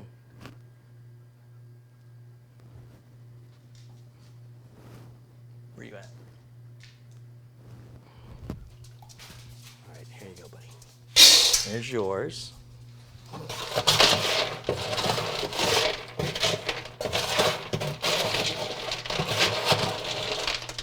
We're going to have to run a tap on a new bag. Oh, I got a little leap on the carpet this time. Little leap. There you go, buddy. There you go. Yeah, time for a refill, huh? All right. Well, that was fun.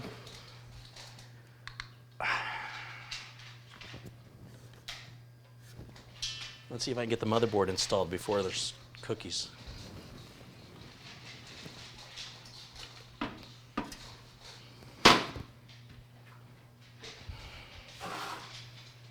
Oh yeah, I forgot. The Gigabyte has that extra mounting hole.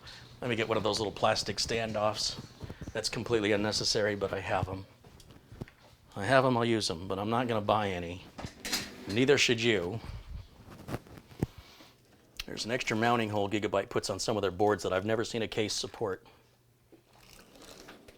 But they do it anyway.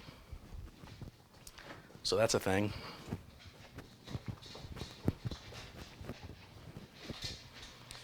But I have these little plastic standoffs we used to use in the 1990s when we built AT style. Yeah, you know, like Star Wars, AT-AT. The little plastic standoffs, these are 20 years, 35 years old. Oh gosh, I'm getting old. These are older than some of you. So there's that. And I just cut the little nub off the end there because we don't use that anymore. And then it makes it flat. And then I'll just put that through the added hole that there's no mounting point for on any case I've ever seen except from cases that Gigabyte makes. And it's just there to give the motherboard a little more support. It doesn't need it. No other motherboard maker does that, even though they're the same exact length and width of motherboard. But Gigabyte, you know, they're special, I guess. I don't know. So I'm just gonna plug that little plastic piece in there. There it goes. And then that just offers a little more support where it doesn't need it. Completely unnecessary. If you are building at home and you don't have one of those little plastic pieces, don't use it. Just leave the hole empty. It's fine. But don't leave any of the other holes empty. Just that one.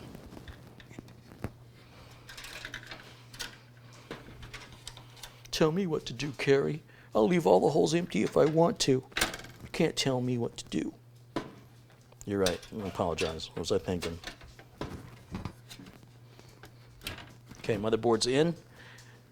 Not secured, but it's in, technically. I guess we can get some cookies. Did I say cookies? Did I say cookies? Cookies.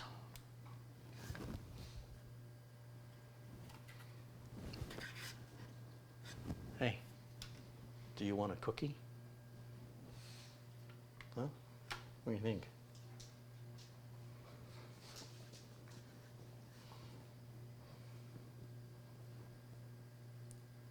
So calm. So calm. Would you hurry up and give me a cookie? Okay, I'm going to. Just give me a minute. Please. I got you. I got you.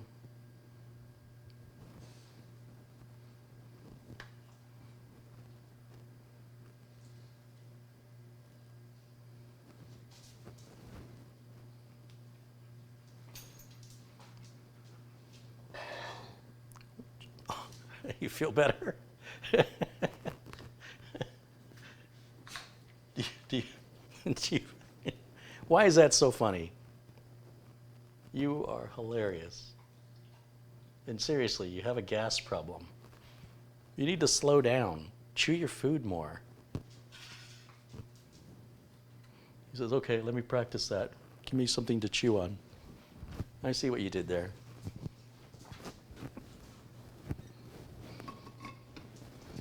Oh, there's that sound. There's the sound.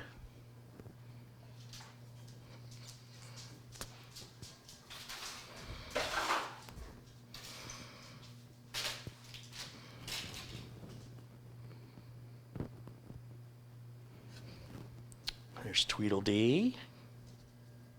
Tweedle don't. Don't touch me. Are you drooling? You got drool on your bib. Have you never had one of these before? It's the same every day. How can you be so excited? Oh my gosh. That's disgusting.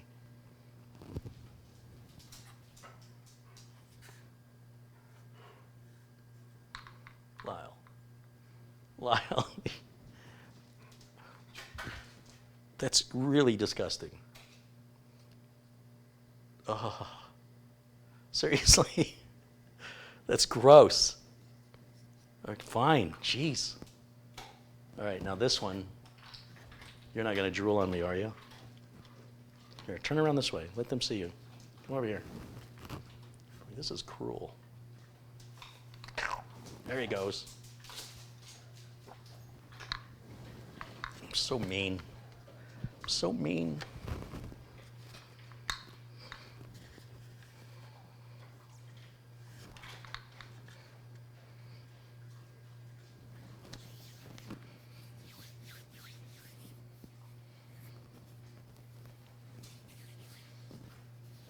I don't know what Costco's putting in those dog biscuits, but it must be some good stuff, man. Did you get it all? I think you're just licking up slobber at this point now. I don't care. Tastes like dog cookies.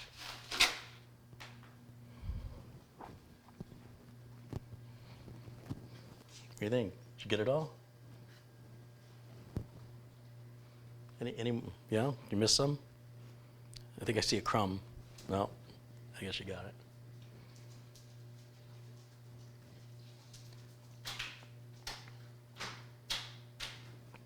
Is that good? Did you like it? I'm licking the floor. What does that tell you? I don't know. Did you like the floor? I don't know where my dog gets his attitude from.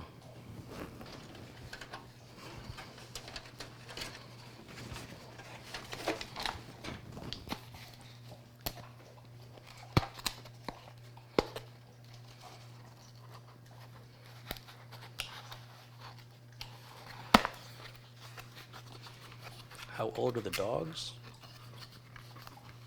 They won't tell me. I keep asking. They say it's impolite to ask a dog's age.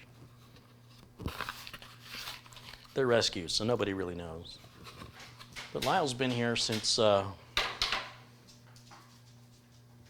2011. I want to say July of 2011 is when we brought him home. And Jimmy, we brought home Jimmy, this one, 3 or 4 years ago, and they were probably a year or two old each at that time. But they're not telling how old they are. They're keeping it secret. Playing their cards close to their vest, if they had cards or a vest. That's what I was looking for. What's the difference between a gigabyte H360 and an H670?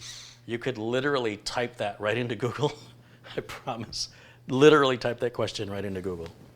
Is there even such a thing as a 670? I don't think so.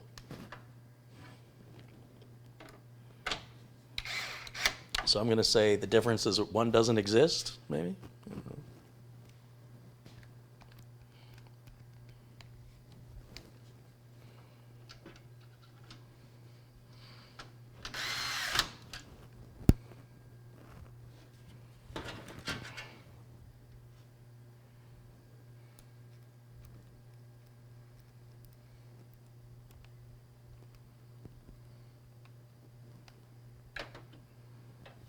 Oh, that magnet just stuck right to the power supply.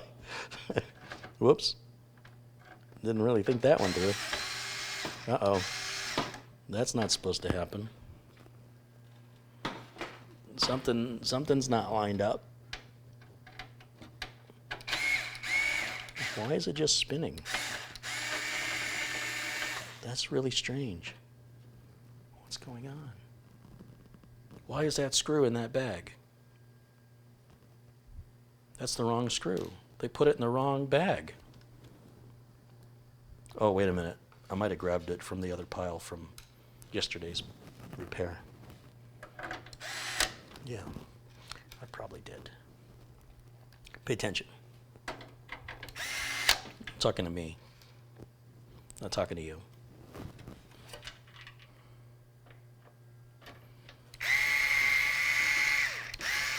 Did I do it again? No. So the board's not quite lined up properly, and I've been tightening these down when I shouldn't be, because I was being optimistic. That'll teach me.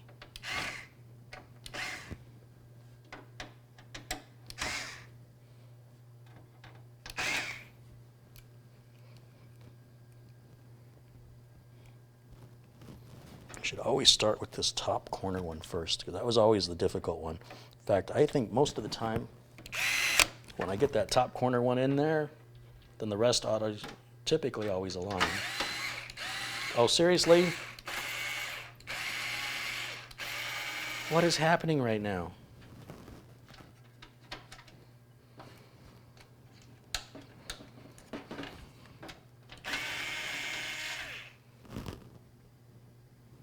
Okay, I seriously need to not have those screws so close.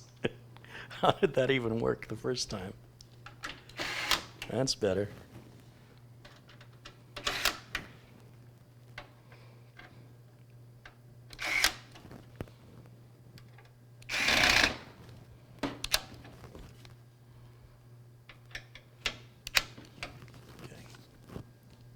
Yeah, you got to use the coarse threaded screws, Carrie. You can't use the fine threaded screws. There's some fine threaded screws right over here from yesterday's repair. There's the coarse threaded screws in this bag, and I think I was just reaching without thinking because they're all little tiny black screws. And without my glasses on, they look the same. If I would put my glasses on, it would have been more obvious to me. But I used to not need glasses. I'm not used to it.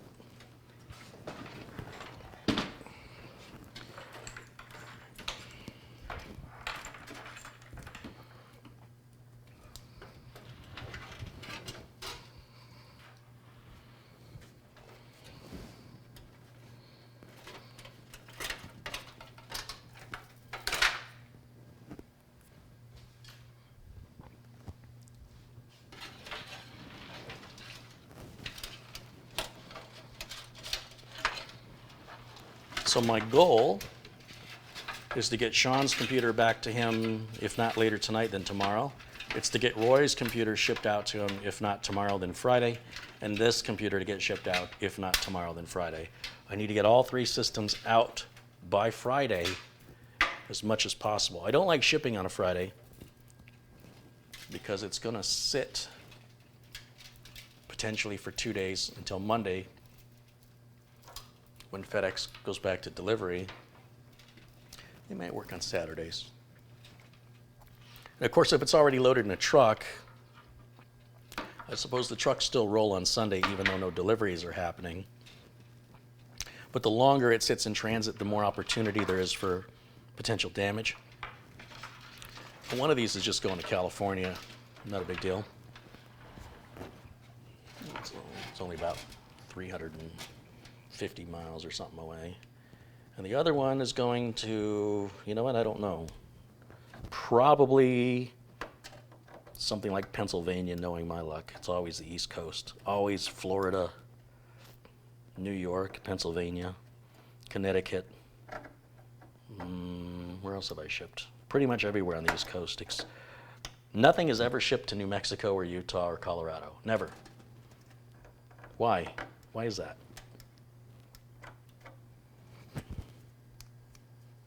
Although when I'm back in Michigan permanently, I'll be more centrally located.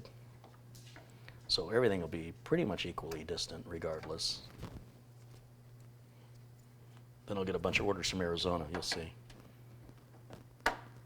Just to mess with me.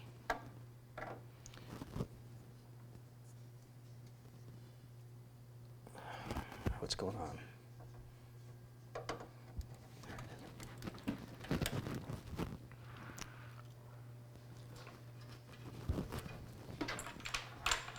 Don't say it. I am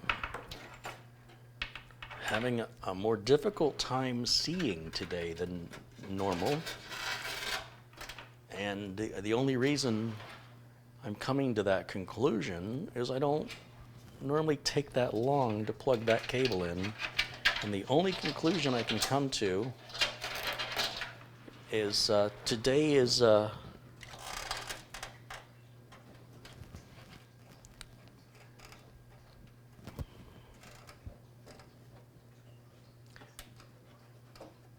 little more of a challenge for my eyes to focus, apparently, and I'm not completely aware of it.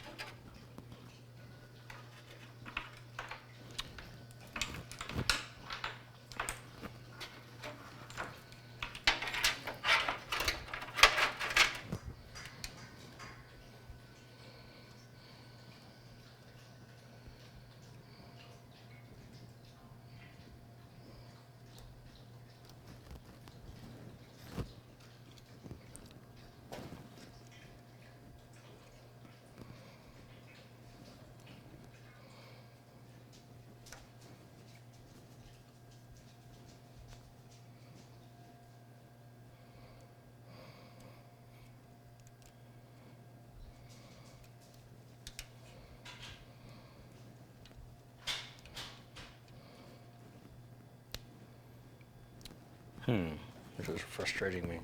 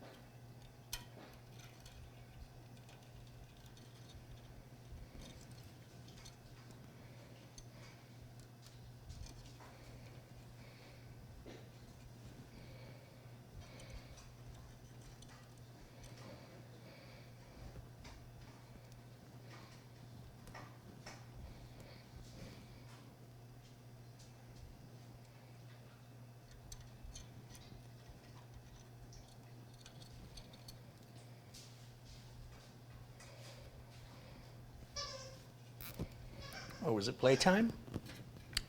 After dinner playtime.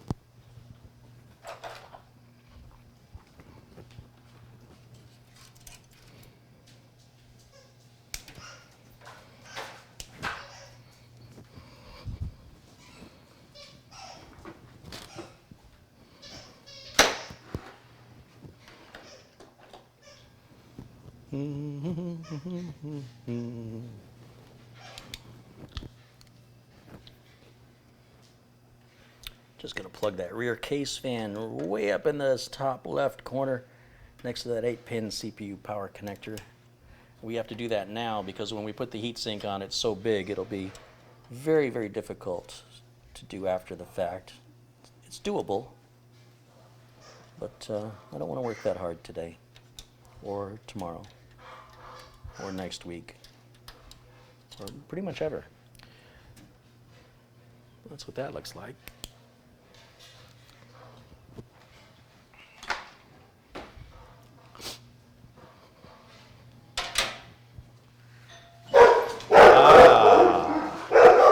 That's what I was waiting for.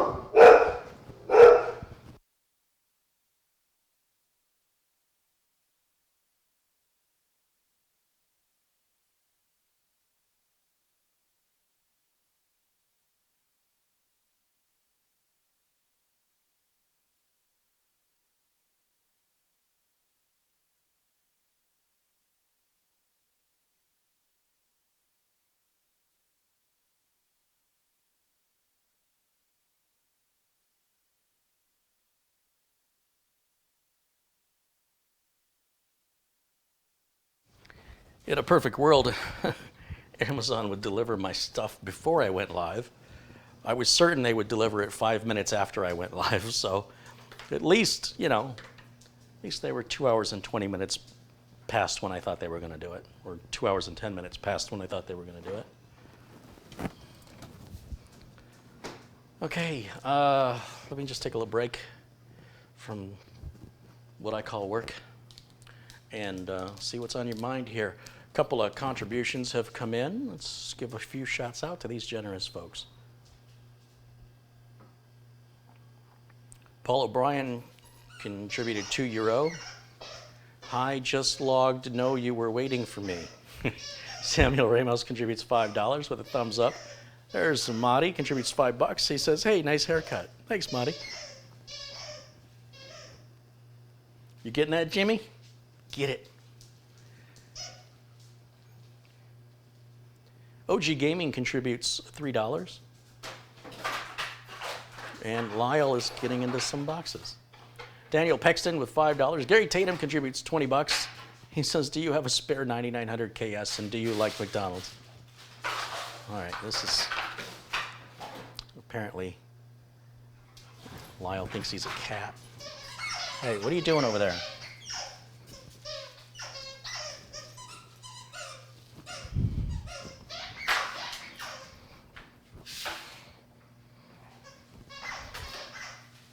What you doing, boy?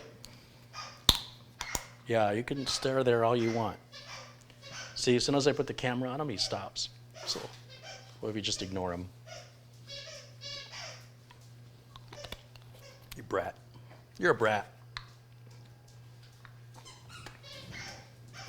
Here he comes, making round 2. Hey, Screwball.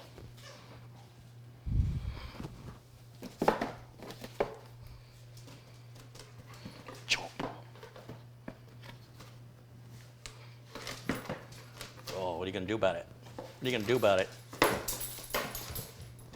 This is cruelty. This is cruelty to boxes. Hey, get in your box. You get in your box. Look what I put up with. Look what I have to deal with.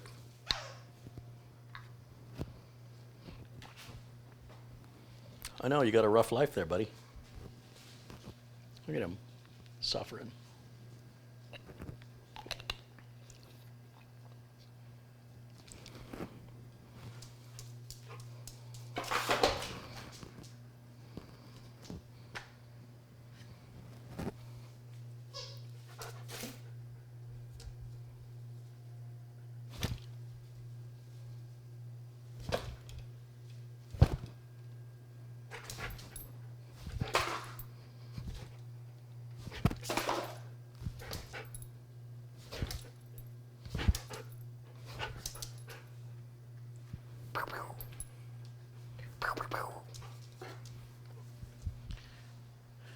You want to bring that over here? Bring it here. Bring it to me. Come here, bring it. No, you need to get the toy. Go get it. I'm going to teach these dogs everything. Anyone, I don't care, just one of them. Pick one. Get it. Get it. Now bring it here. Bring it to me. Bring it. Come here. No. Go get the toy.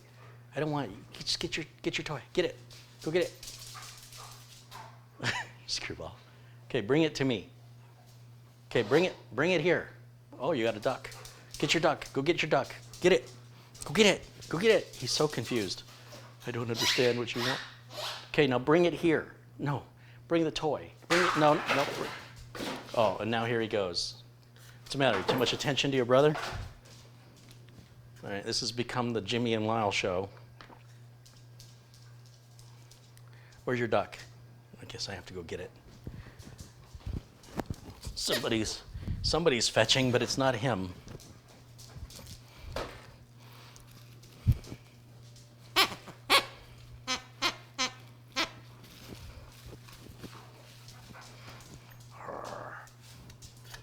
Oh, jeez. That guy's crazy. I know, right?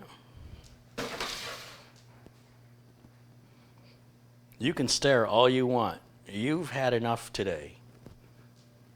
No. I'm hungry. I'm starving over here. You gonna start again? It doesn't work on me anymore. You wanna see if it works on them?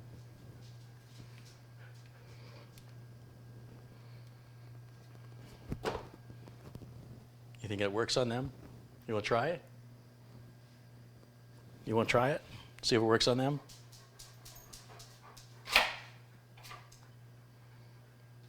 Pathetic. You're pathetic. Not you. You are a proud and noble beast. I am?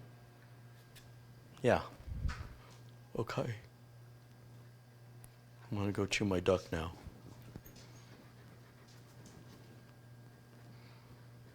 You're a screwball. Oh, that's a good burp. That was a good one. That was a good one, but you got a ways to go before you catch up to your brother. Yeah, you do. Yeah. He's a good boy. Are you a good boy? Hmm?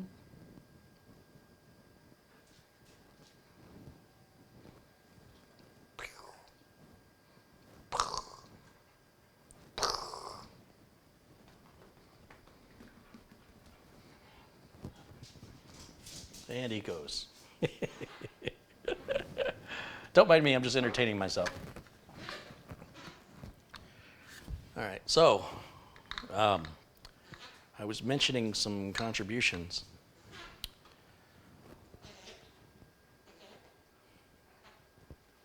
Daniel Pexton contributes $5. Gary Tatum with a $20 contribution asked me if I had a spare 9900 KS and if I like McDonald's. Everybody likes McDonald's if you're American. T.A. Morton Sr. contributes $20. He says, Carrie, here's $20. Rude. He says, here's $20 for the channel. Hey, thank you. That's from T.A. Morton Sr. Wayne Trexler with a $3 contribution. He says, here's a little something for the fur babies food drive because they're starving. Michael Fogelstead has contributed $2.99. Thank you. Thank you to all. Oh, there's another one. Michael Podakowicz contributes $4.99. Do I like McDonald's? If you don't like McDonald's, you're not American. You're a communist. Actually, I think they have McDonald's in Russia. Communist. McDonald's in America is the only real McDonald's. Not that communist McDonald's. I probably need to get more sleep. Thanks, guys. Thank you to Mike and Michael and Wayne and T.A. Morton Sr. and Gary Tatum and Daniel and OG Gaming. Marty, of course. Thanks, you guys, for supporting whatever this is.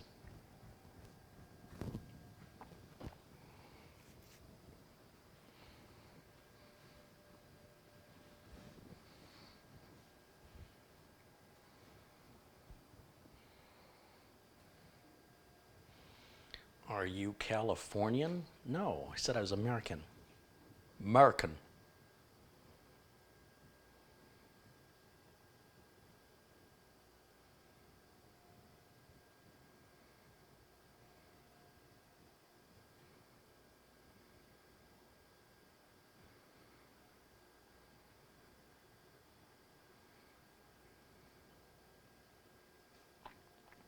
Joshua says, how often do you upgrade your system?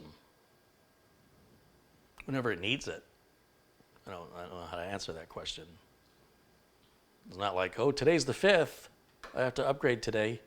When it doesn't meet my needs anymore. Or it's feeling slow or cumbersome, then it's time to upgrade. And if I can afford it.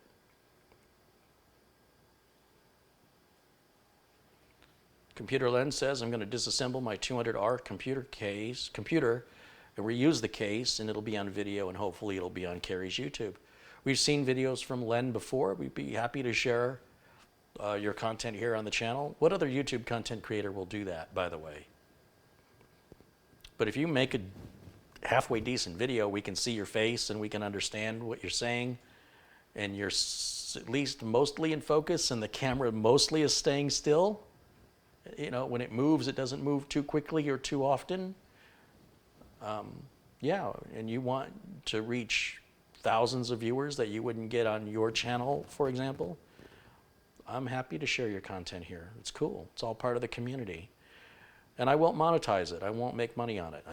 It's just all for the community. And Marty contributes $5. Hey, thank you, Marty. Are you going to eat that duck's face off? That's terrible. He's really, I mean, you're really going for the face there, buddy.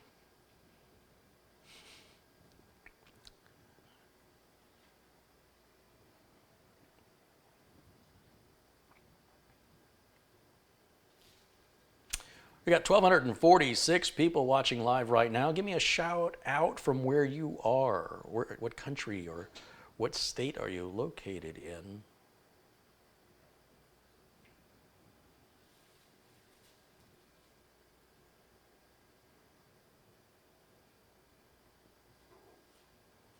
Blackwatch contributes $2 Canadian. He says, just to keep the stream flowing.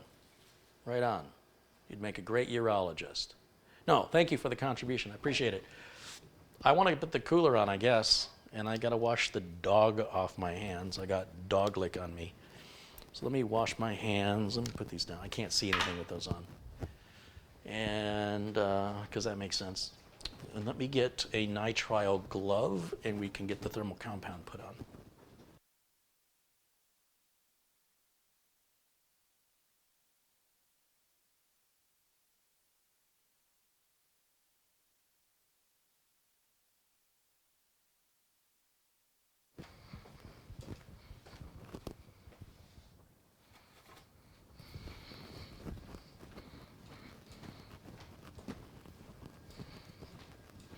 What's up, mister?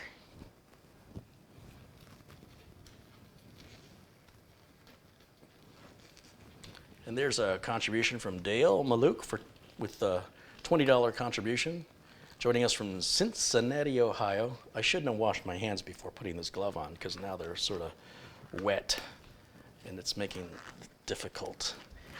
Yeah. Not the sharpest knife in the drawer, are we? Let's see, we got people watching from Ontario, Canada, and Queensland, Australia, New Brunswick, Canada, New Jersey, Netherlands, Virginia, North Miami Beach, Florida, Springfield, Tennessee.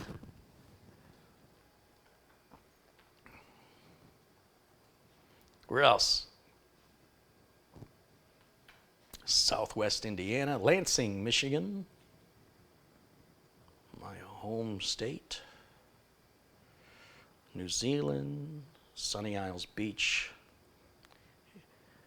Sonora, California, El Salvador, Olathe, I can never know, is it Olathe, I don't know, Kansas, Texas, don't bother telling me because I won't remember. Smithfield, Virginia, Canyon Lake, Texas, more from Texas. There's $10 from John Panarelli. Thank you, John.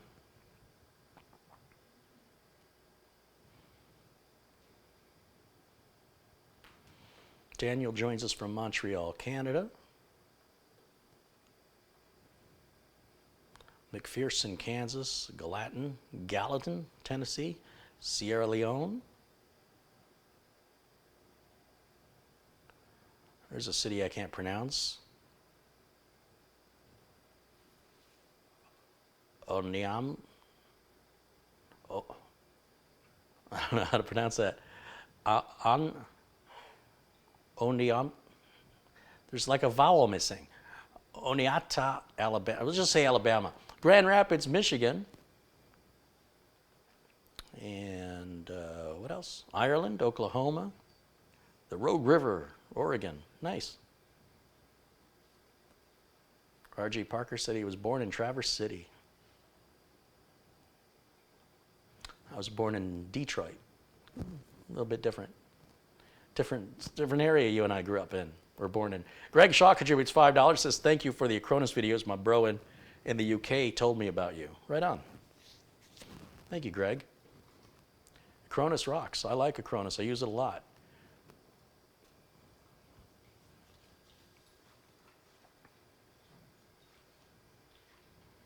Louisville, Kentucky.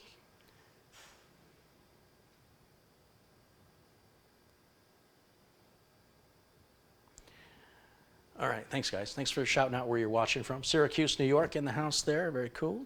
Trenton, New Jersey. Winterberg, Saarland, Germany. Wow, look at that.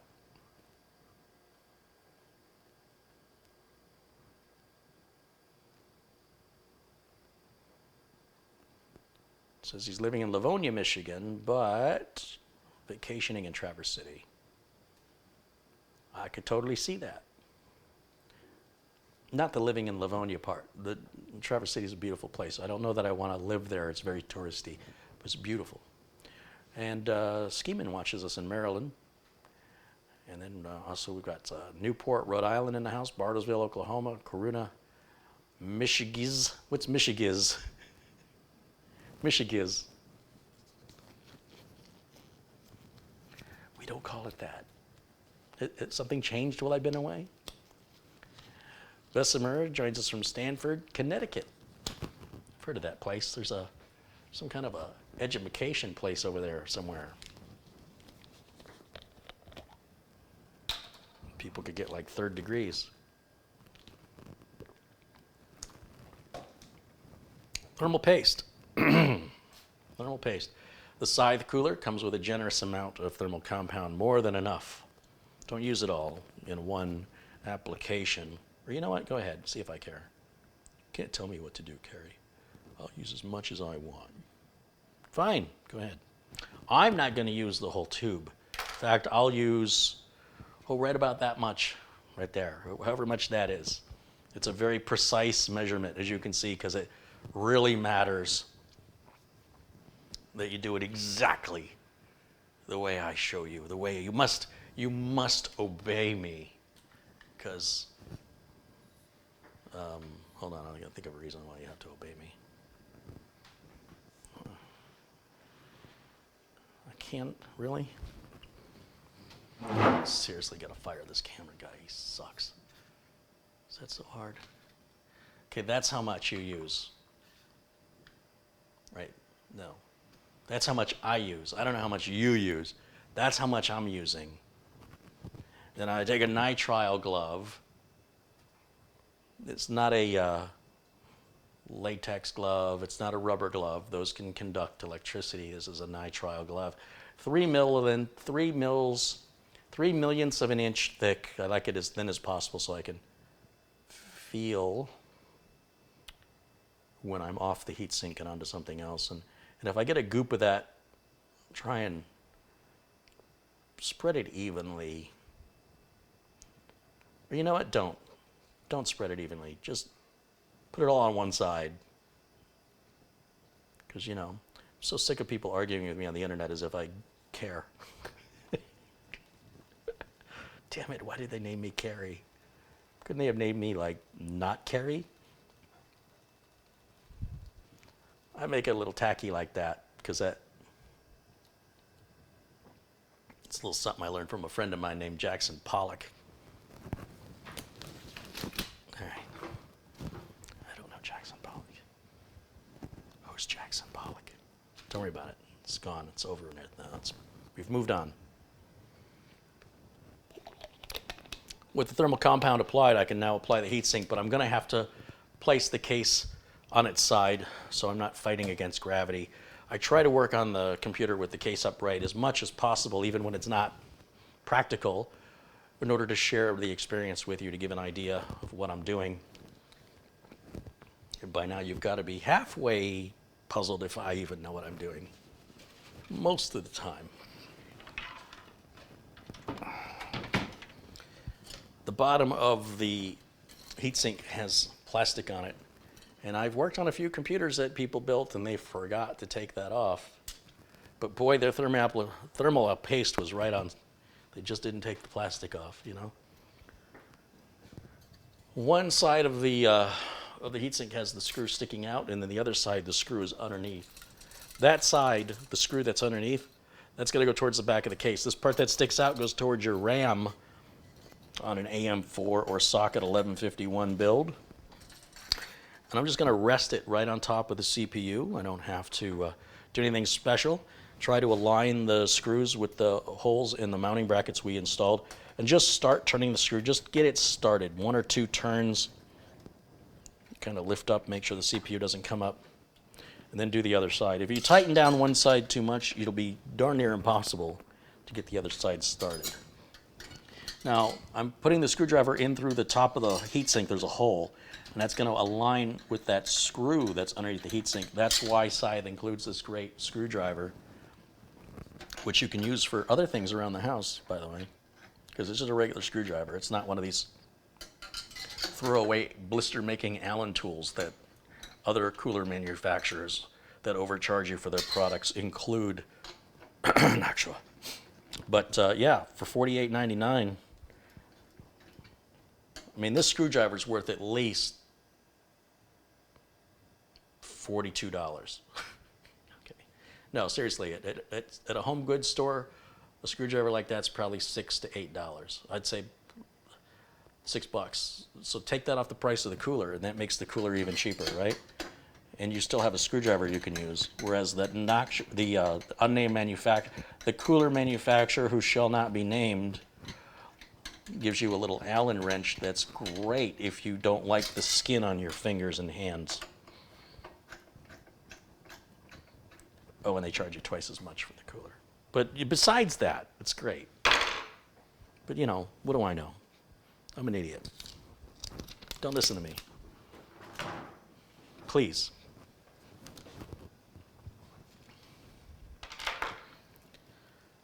Let's see if we can tie this up.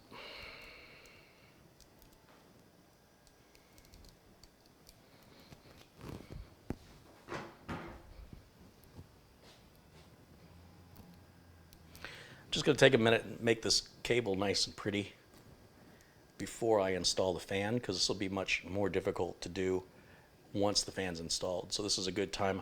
I kind of have a pretty good idea of about the length I need. It doesn't have to be exact. Anything is better than leaving all that slack. And then we'll just grab some of the nylon zip ties. The Corsair 200R comes with a couple. And generally when you buy a decent computer case, it's going to give you a few. Not enough, but it's just the thought that counts. They were thinking of you, you know? But you're going to need more.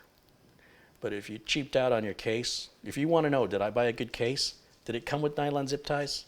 If the answer is no, then you didn't buy a good case. Yeah, sure. That's how I measure it. So tell me, what's the airflow in this case? No. Tell me, how many zip ties did it come with? Didn't come with any. Then it's crap.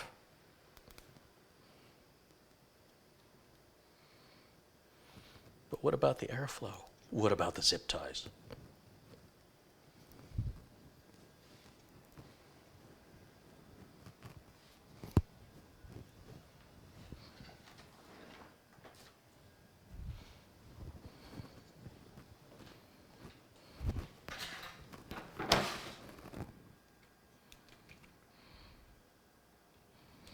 I just cut those little pigtails off. Look how pretty that is. Huh? That right there. That's a beauty queen. Stop, I'm blushing. Let's go like that. Go like this. And it's going to go on this way for all the reasons I said before in a million videos before. For all the reasons in all the directions and how you can tell which side pulls the air in and which side blows the air out of every computer fan ever made, and on and on and on. It's always the same. I'm not going slowly insane. I was this way when I got here.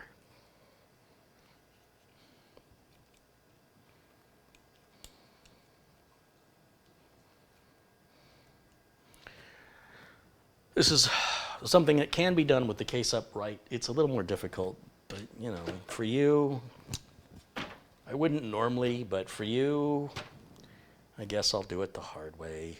If you're going to do this at home, do it with the case laying flat, unless you're a masochist like me and would like 1,600 people to judge if you did it good enough for them.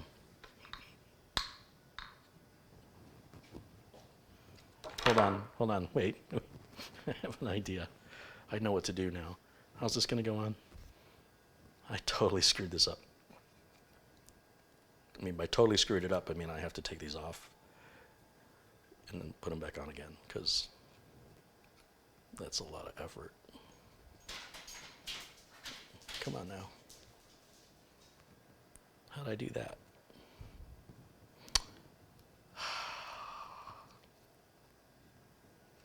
These little rubber pieces here are anti-vibration, and they're to prevent any vibrating noise from the fan up against the metal heatsink. You'll see Noctua coolers, nicer fans, do have some sort of rubber dampening material around where the fan mounts. Now in this case we're not using any screws, although we could, if we wanted to put a different fan on there. It's a standard fan, and we could repurpose this fan for any place in the case that could host a 140 millimeter fan. It's all standard, industry standard. And that little piece just goes right back on, no big deal. But anyway, so what I'm doing here is I put these on 90 degrees off, because I want that cable to come out of the bottom, so it doesn't, so it just gets a straight shot right to where it plugs in on the board. I don't know how I did this, but I just did it twice, so pretty good at whatever this is that I did. Okay, okay, you win. I don't know how I did it. Most people can't do that if they tried, and look at me. I make it look easy, like I didn't even mean to do it. That's talent. It's something. Okay, let's do this again. Put this one on this way. Can I screw it up twice? Sure. Challenge accepted. Now it's sticking in the holes. I really should eat. It goes there, it goes there. Okay, now I can just plug this in right now to the gray connector. It's 4 pins. It's very close to the CPU, the fan header that I'm using.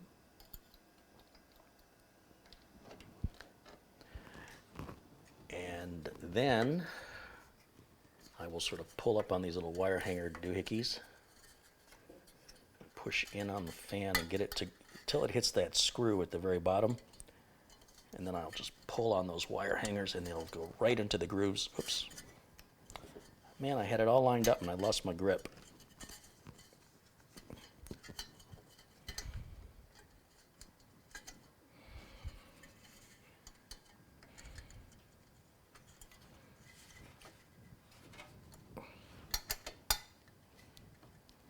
That looks pretty even. Come on now. That installs the cooler. I'm not quite sure how much of that I was blocking, but it's you have to be right in front of it. Like for me to do it this way so you can see it would be, well, that would be a talent that really wouldn't be beneficial in any job qualification. However, I do have many other videos showing this cooler install. If you've genuinely never seen me install one of these before, and you're quite interested in the routine that I sort of blabbled off about because I've done it so many times, this is a very common cooler I use here on the channel. I think it's an underdog in the world of cooling. People never heard of it. It's a great bargain. It does a great job. It'll cool any AM4 or socket 1151 or X299 or X99 or socket AM3 or FM whatever. It just does it all. And it's a great price, and it's available on Amazon, or you're buying it directly from the manufacturer for $48.99. Speaking, of course, in the U.S., I don't know what the deal is in other countries because I don't live in other countries. I've barely stepped foot outside. So that's pretty much done. I mean, I'm going to hook that. No, I'm not going to hook this front fan up because we don't have a video card here. There's no reason to hook that front fan up. Nature will create a vacuum. So when we put the covers back on, this fan's going to blow air out. This fan is also blowing air out. That's going to create a vacuum, and it's going to suck air in through the holes on the side as it needs it. positive air pressure, negative air pressure, oh, geez, it makes me want to puke. Whether or not you have positive or negative air pressure does not negate or exempt you from needing to open the cover up and blow the dust out of it from time to time. This idea that if you have positive air pressure, then you're going to have less dust is nonsense. Whether or not you have less dust is irrelevant. First of all, I live in Phoenix, so I don't give a rat's behind what kind of air pressure you have. You live in a desert. You're going to have dust. You can take the fans out of it. You're going to have dust. So you're going to have dust. If you live in the middle of the ocean, you're going to have dust. Maybe slower buildup, but I don't think positive or negative air pressure is really going to exempt you from the necessity of pulling that panel open and blowing the dirt and dust out of it at least once a year, regardless of positive or negative air pressure. That's just one of the dumbest. I don't know who thought of that, but seriously, I'd like to just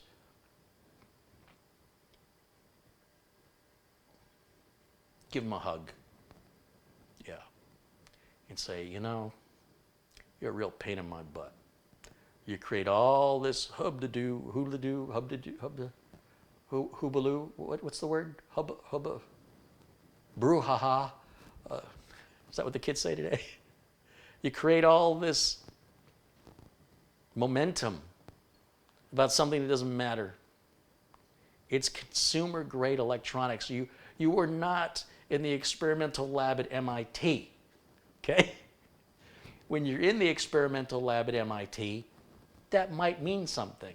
But on consumer-based electronics, look, please, go get a job working as a technician at any retail, do Geek Squad, do Staples or Office Max, do that for a year and look and see what you're fixing and how bad it is and how long it's been working before you got there. And you'll realize that obsessing over technical minutia that ultimately is completely irrelevant is a complete waste of energy that could be spent, thinking about something that matters. Or maybe you won't. I don't know. I don't know you.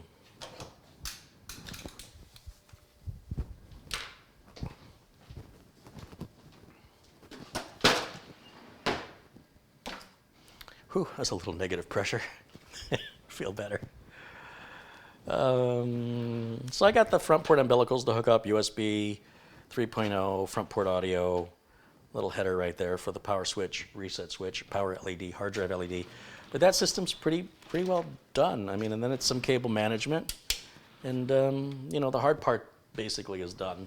The cabling's super easy. And it's always the same. It's always the same. It's always the same. Copwatch Transparency in Virginia contributes $5. Rudiger Luthi with $5 says, greetings from your pharmacist friend from Newport News, Virginia.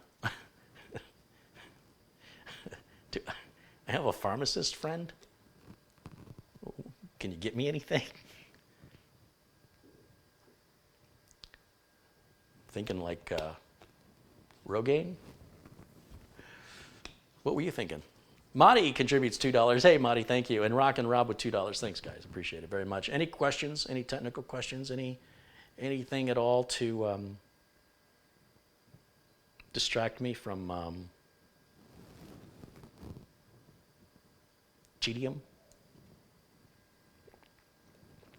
This is a great machine. It really is a great machine.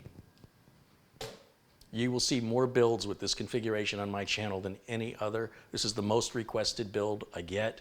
It's probably the best bang for the buck. You don't have to worry about compatibility issues like you do with AMD. You don't have to worry about chipset drivers like you do with AMD. It's so much easier. It's ultimately about a $20 difference. If you want to go with AMD, go. I don't care. I'm not supporting it. I don't care. I really don't care. But hold on. Let me try a different approach. Let's see. Michael M. in the chat room. Did I install the cooler okay? Aaron? Anybody in the chat room named Aaron? Aaron? Do I get your approval on my thermal paste application? Wait, hold on. AORS Team Jeffrey, is it okay? Is it past your inspection? Do I Do I qualify on your scale? Was that acceptable? Hold on, I want to ask complete strangers on the internet. Here, let's find somebody who's not blue. Anybody at all that I don't know want to criticize how I did anything at all? Go ahead, let me know, because that's all that's on my mind right now. I'm very worried. I don't know how I'm going to sleep tonight without knowing what you think about it. You can't say that. That's not nice. But they can do that to me. Yes, well, you need to be bigger than them. No, I don't. Why do I have to be bigger than them? As that's the way of things. Why? It's the right thing to do. But it's not fair. The world is not a fair place.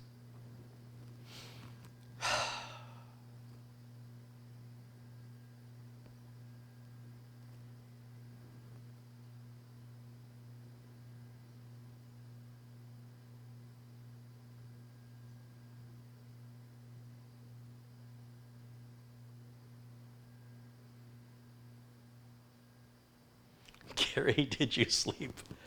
A little bit.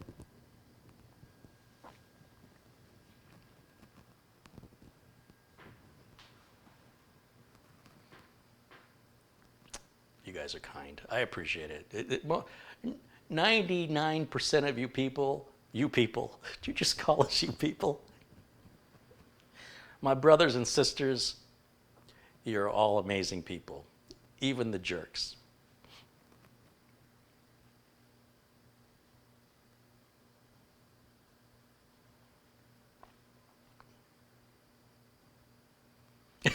Ron says, you really need that vacation. Yeah, I know. I'm just trying to get a few things done before I go, man.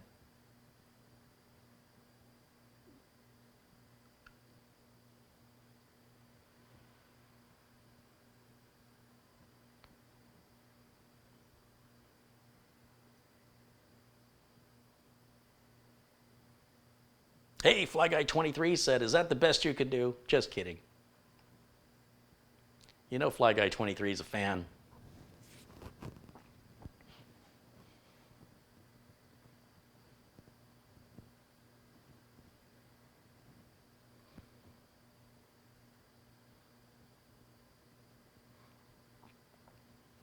Maruf contributed $2. Can I install a PCI by 1 card in a by 4? Yes. Yeah. You can install it in a by 4 or by 8 or 16. Yep.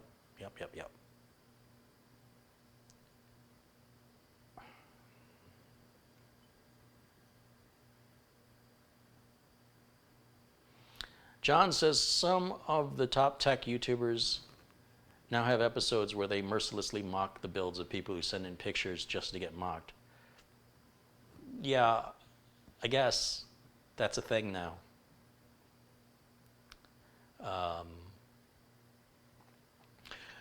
I've seen Kyle Bitwit do some of that, but he's usually like he starts off with something funny and then he offers some actual useful advice. I think that's very cool. There's nothing wrong with having a sense of humor. It's not mean-spirited. It's all about the intent. And the intent is to have a little fun, a good roasting. I'm all for it if everybody's on board for that. You don't roast somebody who's not expecting it because you might get punched in the face. But if somebody's all on board and we're all okay, yeah, there's no harm in that. That's fine. I mean, if you require the approval of somebody else, that's not my problem. Seems like a pretty miserable way to go through life. But I will say there have been some pretty serious misunderstandings on behalf of the builder where the coolers aren't installed right or fans are installed incorrectly. And they might be doing that on purpose in order to increase the odds of them being selected for ridicule. So again, the whole system gets worked and you don't really know what's real anymore. But for those that are sincere, and he does offer some very good suggestions and advice to people after he does a very minimal roast, which it's entertaining. It is entertaining. And Rakshit Patel with the $2.99 contribution says, hope you're doing well, brother. Hey, thank you. And you too.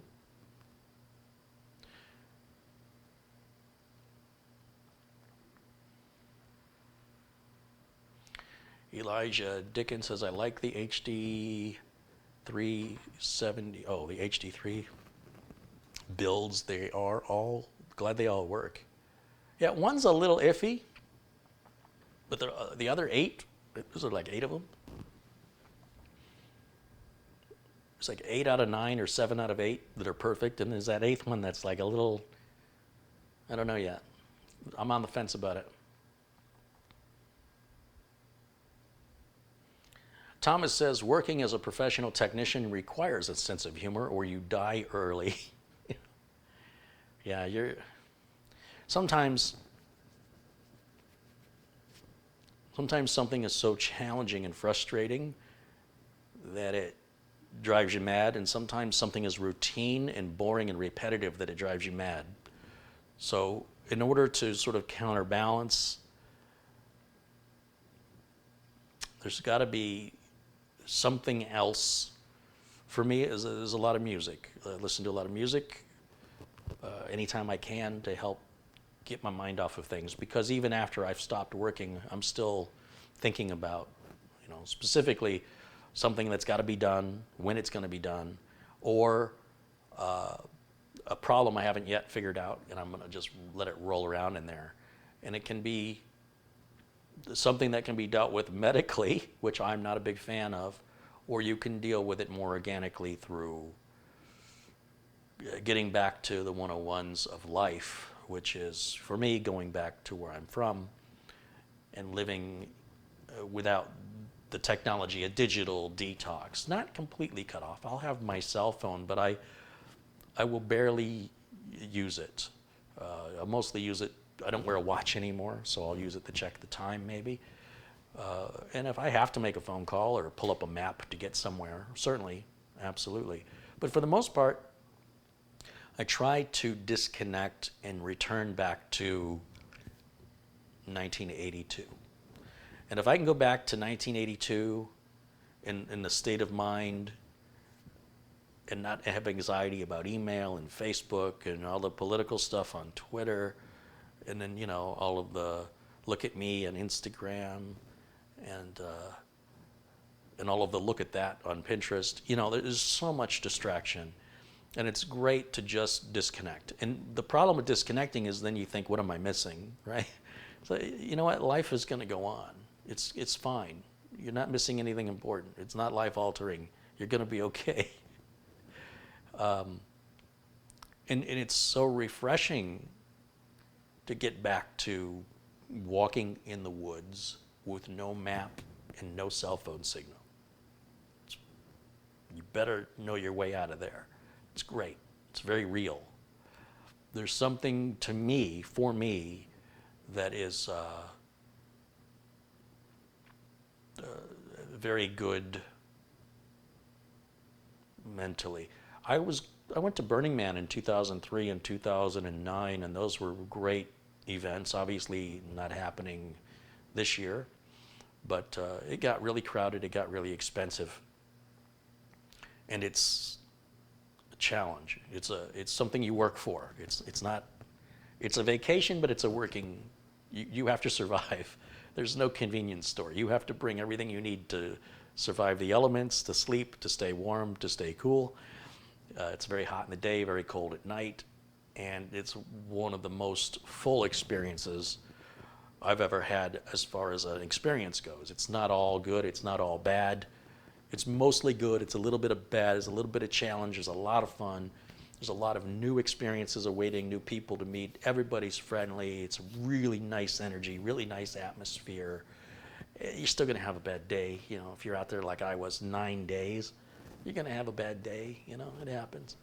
And that's okay, because a bad day at Burning Man is better than a good day in Phoenix, for sure. But when you come back from it and people say, what was that? What did you get out of that? It's always going to be a different answer. It's different for everybody who goes. But it's not always necessarily a good time unless you're out there for 2 days. But if you're out there for 7 to 10 days, living in a tent, surviving on only the food you brought, without going into town, without buying anything. There's really nothing allowed for sale there, but they do sell ice, and I think they sell coffee. And then the proceeds from that go to a local school district, and I think Gerlach, Nevada, if I'm not mistaken, which is supposed to have one of the nicest computer classrooms ever. Like they got a lot of money. But that's a very unique, you can't experience that anyplace else. And so for me, going back to just the way things were for a brief moment, for a couple weeks, to get back and say, you know what I want to do? I want to get in a kayak and I want to go down this river. I'm not going to take a phone. It won't do you any good anyway. And I don't have to be anywhere at any specific time. I'm probably not going to see another human being. And if you pay attention, you might catch some amazing wildlife. You might see bald eagles, deer, raccoons, turtles bathing on the logs, sunbathing. Look down in the water, you see some fish. If you pay attention. Now, if you're not paying attention, it'll all pass right by you. And you say, I don't know where you get out of that. It's on a boat.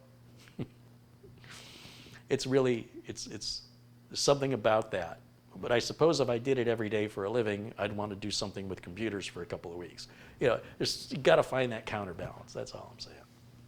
Whatever that is for you. Elijah Dickens has contributed $20. Very generous. Thank you, Elijah.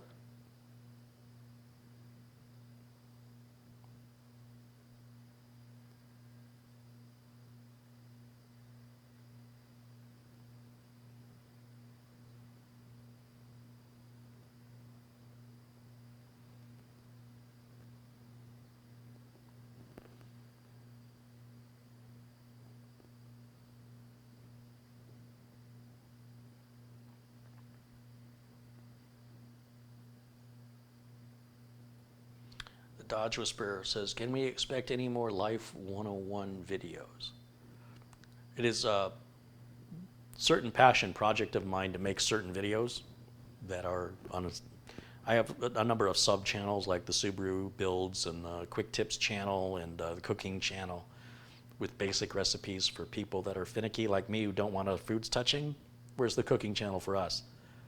And then the Life 101 to just talk a little bit about some of the misconceptions I had and some of the naivety that I had, and to share with anybody who's interested what I figured out. Nobody necessarily taught me. It's just what I figured out. Now, granted, what I figured out is very much related to when I figured it out. So the problems I had being a teenager in the 1980s may not necessarily be relatable to the problems a teenager today has. So when I was bullied physically, I was bullied mentally. I wasn't bullied online, I wasn't bullied virtually. I wasn't, there was no Facebook or anything, obviously. And there wasn't much to do on TV. There's only about 4 or 5 channels. So you had to use your imagination and think of stuff, That doesn't mean it's better or worse. I'm not trying to say it's better or worse, but it's all I know. So if you come from there and you got from there to here, there's a learning curve. Now, if you start here and then you go from here forward, then there's a different learning curve, but perhaps a little overlap. I would think that human nature is still human nature regardless of the environment. Clearly, the environment's changed quite a bit. But I can tell you that even in the 1980s, equality for everybody was very important to me. It has always been important. It's never changed. To see society making this big deal about it, and the fact that the inequality still exists today, is something I thought for sure that my generation was going to put right, but we didn't.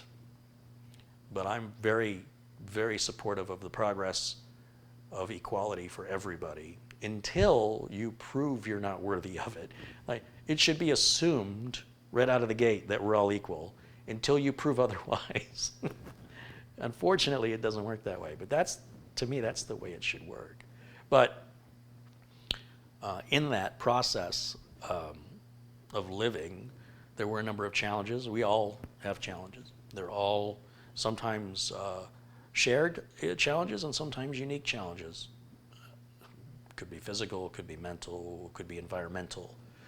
And I think the bottom line here, regardless of your age, regardless of whether you can relate to me or you can't, you're not alone. And I think sometimes people need to be reminded of that.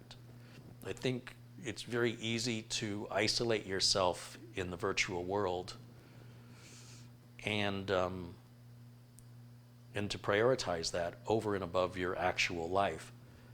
And it can get kind of lonely. And that can lead to depression, and it can lead to bad health. There's no reason, in my mind, when we have this ability to communicate like we never had before, that anybody should ever feel, I don't know the word for it.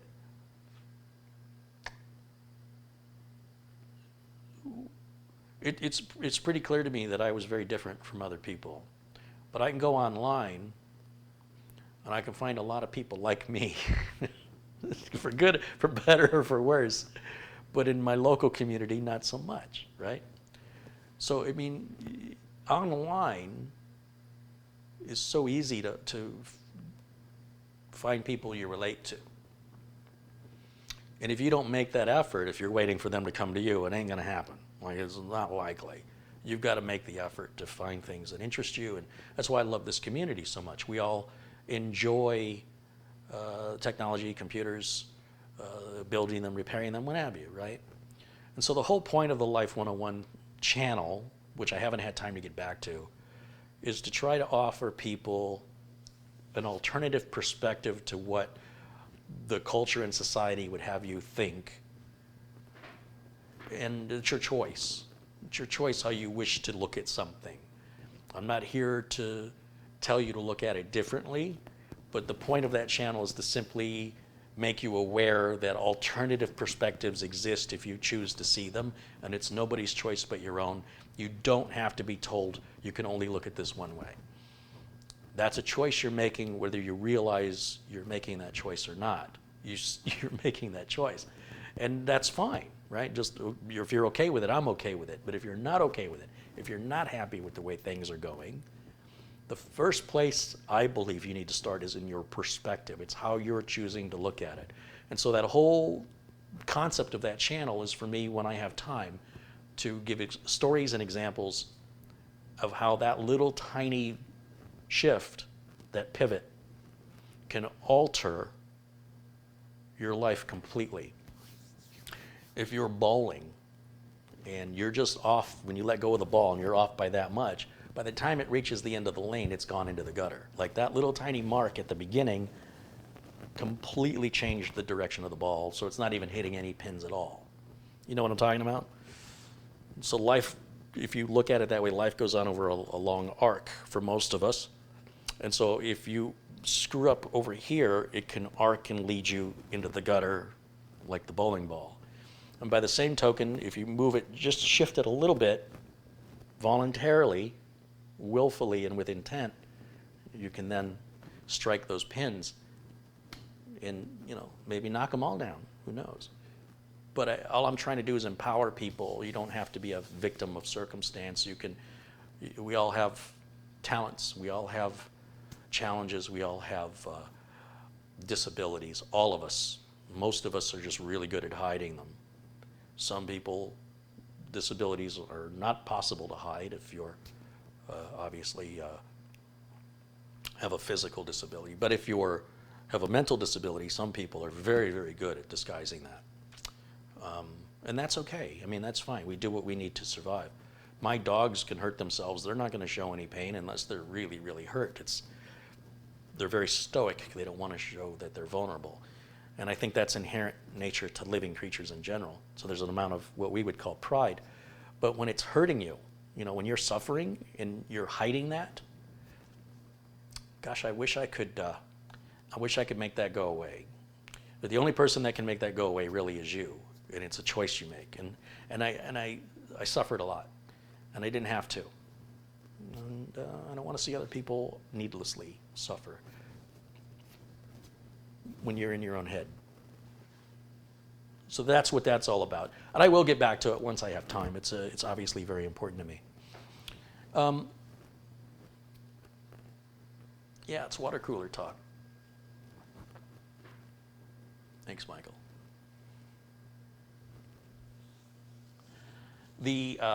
So the 30 series graphics cards from NVIDIA, a lot of talk, marketing's doing their job. What do you think the people at NVIDIA are doing right now? Let me ask you a question. If you're an engineer, and NVIDIA, they hire a few of those people called engineers. Now that the 30 series graphics card is done, did those people just take the year off? What do you think engineers that work for NVIDIA are doing this month? Anybody? They're working on the next card. They're working on the 40 series. I promise you. Well, that's the 30 series. Okay, everybody's fired. We'll call you when we need you again. No, they're back at work and they're working on the next generation card. I promise you. So I just want you to, again, it's all about perspective. You're like, oh, there's this new card coming out. I got to have it. What do you think those employees that work for that company that designed that card are doing right now? Well, right now they're probably not working. But they will be during the week, during work hours, they will be designing and engineering and testing the next card. That's how the economy works. Somebody left a comment in my chat, which was really funny. They had a friend that wanted to buy a Canon camera. And they wanted to wait until they bought the latest Canon camera. And it's been years and they've never bought a camera because there's always another one. There has to be. So before you get all excited, well, go ahead. Don't let me take the wind out of your sail. Go ahead and be excited about it. But they're already working towards that's what their job is now. They didn't all just go, okay, we're done. Let's go home. See you in a few months. See you in a year. Take a year off. The 2 years between the 20 series and the 30 series was all spent testing, researching, designing, evolving. And so it will continue. And maybe it won't be 2 years. Maybe it'll just be a year. Who knows? It could be very short-lived. And then you know what happens after that? The 50 series and the 60. As long as the company stays in business. You know how the company stays in business? By continuing to introduce new products and to create a desire and a want or a need for those products. So Intel will always come out with new CPUs. AMD will continue to come out with new CPUs. Doesn't matter if they're needed. The marketing company is designed, its purpose is to create the need. There's a lot of stuff we don't need that marketing companies have convinced us we've got to have. And this isn't like once you get this card, you're done buying cards. Like this is the last one. This is it. This is the top of the line. You can't go any. You've reached the end of the internet.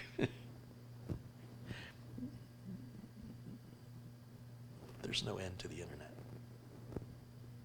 So, yes, the new cards are coming out. It's cool. It's great to see the technology continue to evolve. But who's it for? Like I've got a 1080 here that's still great. I got a 1070 Ti brand new in a box. I haven't even had a chance to get it out of the box yet. These 1660s work fantastic. And if you really wanted to game in high res, I mean, still a 2070, 2080 is still plenty good. A 2080 Ti, it's like overkill. So who's the 3080 for? Well, that's for games that haven't come out yet. Oh, there's a couple of games, Microsoft Flight Sim. Oh yeah, that's worth it. I'll drop $1,200 on a graphics card so I can play Microsoft Flight Sim.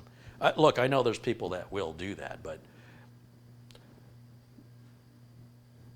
I don't know if that's a measure by which I want to compare myself. I don't want to keep up with those people. They've got more time and money than I have. And they enjoy, apparently, pretending to fly a plane without any gravitational field or momentum or any serious death or injury. It's numb. It's fake. It's like watching a cartoon. I don't know. It's not my thing. But hey, it's just not my thing. That's cool. You do you. I'll do me. And some hobbies are very expensive. Flight simulators are one of those, especially if you're going to go with the throttle and the joystick, whatever, the 17 monitors, so you have a full degree view of what's going up and down and left and right. I've seen some crazy flight sim setups, but it is nothing at all like flying. Nothing like. I took some flight classes, and I flew. I think I've got 11 hours. Mostly in a glider, not a paraglider, but an actual motorless plane, where you're towed by like a crop duster, and you have to pull a handle and let the cord go, and you go around in circles, looking for vortexes you can get in there and get. What are they called? I can't think of it anymore.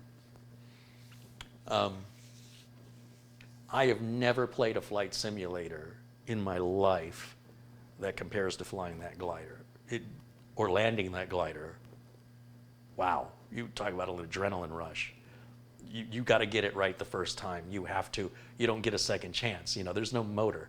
You have to get your approach at the right altitude, at the right place. You got to look at the ground. You got to say, okay, I got to be here. And you can do all that in a video game, but the consequences aren't real, so it doesn't do it for me. It's like taking a bunch of painkillers and smacking your hand with a hammer and going, isn't this fun? I guess, but you can't feel it. It's numb. What's the point? So for me, for the kind of person I am, I'm a big fan of reality. For everybody that's ranting and raving about virtual reality, virtual is another word for pretend. So we're all just getting excited about pretending. I kind of get excited about really doing stuff. I guess I'm old, but I actually like doing stuff. I jumped out of an airplane at 12,000 feet. Now, I've done that in, what was that game, Mercenaries 2? It's not the same thing. What game did he say? What year did that come out? Was that a game? I never heard of it. It was awesome. Mercenaries 2 was the best back then. Got a lot of hours in that game. It's pretty damn good. Anyway, I like reality. And I think it's a bigger deal. And if I want to play a flight simulator, I want the whole thing to move. I want it to try and emulate as much as possible real fear, real concern, real danger. I want all the buttons, I want all the knobs, I want all the gauges. I want to feel it tilt when I turn to the right or left or up or down. I want to feel that. I want to be pushed against my chair or pushed forward if I'm, there's real consequences that you don't suffer on a flight simulator unless you have a $30,000 flight simulator. So for me, anything that's just keyboard and mouse is just numb. That's not to say arcade games aren't fun, but arcade games aren't mimicking reality. There is no Galaga.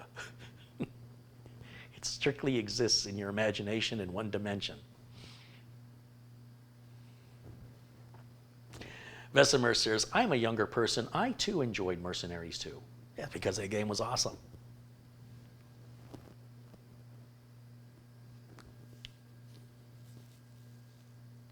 Stealth Mode says you can do that at the Kennedy Space Flight Center. That's what I'm saying. You can't do that at home. Well, maybe some people can. Most of us can't afford the hydraulics necessary for a proper feeling flight simulator. Let's say like they have VR goggles and you can be on a roller coaster, but you don't have any momentum. There's no feeling. It's just numb. And people are like, oh, it feels like I'm on a roller coaster. It feels nothing at all like being on a roller coaster. Have you ever been on a roller coaster? Why don't you do the waterlog ride virtually? Oh yeah, don't wear anything you want to get wet. You know, you can't feel. There's no feeling. You can't smell. Your senses are all just numb. It's basically painkillers. I don't know why people want to go through life numb. You'll be plenty of time for numb when you're dead. Eternity. You can feel now. Why would you not want to? It's close enough. Oh, I'm hungry. I think I'm going to eat some virtual food. Let me know how that works out for you. Is it spicy? Is it too hot? Is it overcooked? It's a PC build simulator. It's just like building a PC. It's nothing at all. Like, it is nothing. Nothing at all. It's not even close. Well, I'm really good at the PC build simulator, so I can build my own PC. Okay. I'm really good at the game operation, so I guess I can do a heart transplant now. As long as I don't make the nose glow red, everything should be fine. Same thing. What's the game operation?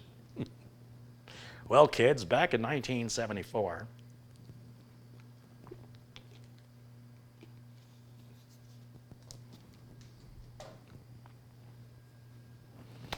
Carrie, how has your neighborhood been any better? I went out to the mailbox, 9mm shell casing on the ground. I'm so tired of calling the cops. They come out and they pick them up. They can register somehow where they came from. If they find the person shooting and those casings match to the pin characteristics of the primer, I don't know. But it's Mad Max around here. It's pretty bad. So I just stay in the house. If the police just would patrol more often, the people behave. But when the police aren't around, laws don't apply. It's whatever you want to do. So I don't live my life by two different rules. So, and I didn't do anything to these people for them to bother me. So I don't know why they're not thinking of me at all. They're just not thinking of anybody other than if they're being watched. And if they're being watched, then they typically behave. But it depends what they're doing. Like if I'm out on the sidewalk, people will still speed up and drive by and rev their engines and their stereos. But when I was out picking up shell casings with an officer a few months ago, a car sped right by, damn near hit him. And he yelled, "Slow down!" And I looked at him and I said, "Does that work?" He goes, "Yeah." I go, "What are you going to do? You're going to run?" They're in a car. He goes, "No, they usually slow down." I go, "I'm surprised. I would think they can see you're not in your car." And can they even hear you? Maybe their stereo's up and their windows cars are pretty well insulated. But if it works, it works. I wouldn't think that would work. I would think they would just go, what are you going to do? That's the kind of neighborhood I live in.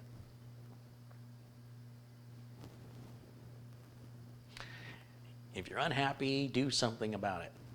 Yeah, well, I am. It's very expensive, and it's something I've been working on for quite some time, and it will happen when it's time. In the meantime, dealing with the cards I've got dealt with the best I can, and I'm letting you guys know that yes, if you thought you heard gunshots in the background of some of my videos, you were hearing gunshots, and that's what's going on. You know, a lot of YouTube content creators think that they should just always be positive and not share any of the challenges that come along with making videos that include harassment from complete strangers who've decided they hate you, people you've never met, you've never said anything bad about them, but they hate you, and they want to make sure you know it. So you got that. Then you got to deal with YouTube and their constant mismanagement of the whole platform. And then you deal with trying to make ends meet, trying to make this whole platform work financially, which is difficult. Then you deal with viewers who want to be critical or think they're being helpful, and they don't know what's it's my goal to help paint a fuller picture, not only for my own benefit, but for the benefit of every YouTube content creator that you visit. We all struggle with the same problems. Like some of us have different problems, but we also have many of the same issues with YouTube mismanagement. We have some of the same issues with sponsorship. We have some of the same issues with psychological warfare from viewers who have nothing better to do but to try and draw attention to themselves. And it's all done voluntarily because some of us may want the attention to be on YouTube, but also some of us just have a passion we want to share with others who share that passion. And some people are just in it because they heard it's easy money. I mean, just make some videos and make some, because everybody on YouTube is rich, don't you know? We're all just cashing in over here. But I'd like to paint that full picture so you understand there's more to what you are seeing. There's more going on. You don't get to see anything like. The best example, you can't see anything outside of my hands. You have no idea what's going on outside of this frame. You don't know. And that's how Hollywood works. That's why they have like facades. If you've ever been to a Hollywood set, there'll be just a front of a building, and if you look around the side, there's no building. It's just a piece of wood being propped up by some other wood that looks like the front of a building, and then the actor walks in the front door, and the next scene, the actor's in a studio somewhere in another state maybe, who knows, or they're on set somewhere, completely in a different location. Like the Brady Bunch, they were never in that house. They were never in that house. That house, well, the house, they've transformed it to make it look like it. But that's never the way that house was designed. It was just used for external shots only. And the actors weren't around when they filmed that. A whole second film crew goes out and does all these external shots. If you look at how movies are made, it's fascinating how you can have multiple film crews all working different locations for one scene that gets edited together. And it looks like it's all being filmed in one place with one actor, when in fact you've got a stuntman wearing the same clothes over here with a second unit, and they're over there doing the stunts, dressed up as, Indiana Jones, climbing under the truck. And then you got shots with another unit with Harrison Ford pretending like he's driving. And then you've got, another unit that's maybe grabbing some scenery shots or breakaway shots or establishing shots, as they're called. And then all that comes together. Someone's got to have a vision, right? Someone's got to see it put together and then say, okay, we need this and this and this and this and this. If you ever watch a show, and this will ruin the show, but if you ever watch a show and two people are talking to each other and the camera's there, and then the camera cuts to another person, that's a whole separate shot. That's literally the person talking to the camera. But when the editing and it's put together so well, your brain doesn't even realize that person. You know who did this a lot? If you watch the original Star Trek, they like to put the lighting right across Kirk's face, right across here. So he'll have this weird, shadowy, bright light here. And then when he's talking to somebody, half the time he'll be maybe just a little off center, but he's talking basically to the camera, but just a little off. Well, at the same time, the camera cuts and he's talking to Spock or Bones or whatever. And so that has to repeat the same lines. And then in editing, they decide, okay, we'll keep them together here. We'll go with a single shot here. It's very repetitive. And the effect is quite fascinating, but it's all contrived and it's done to perfection.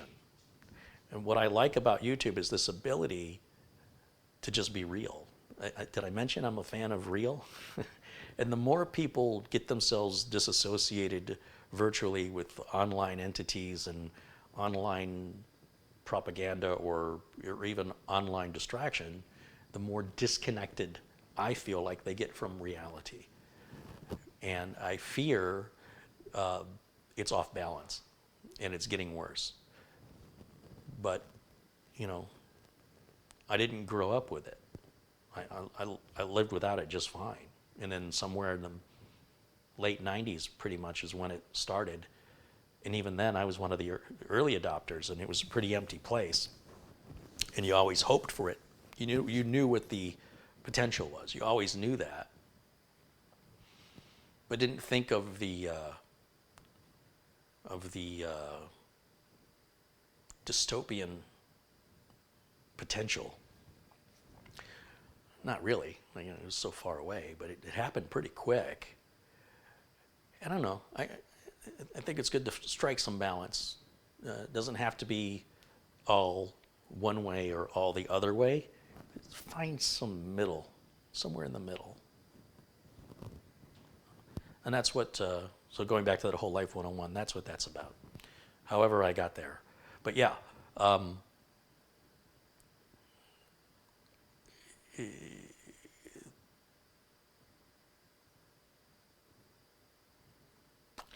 the internet's a tool. And like any other tool, it can be used to build or it can be used to destroy.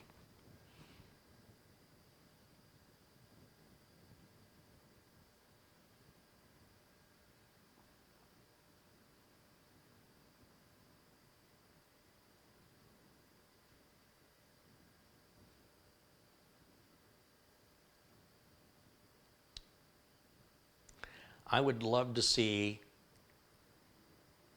I would love to see some YouTube content creators get major television opportunities, whether that's through Amazon Prime or Hulu. I think there's some real talented folks out there that don't. The Hollywood's just late.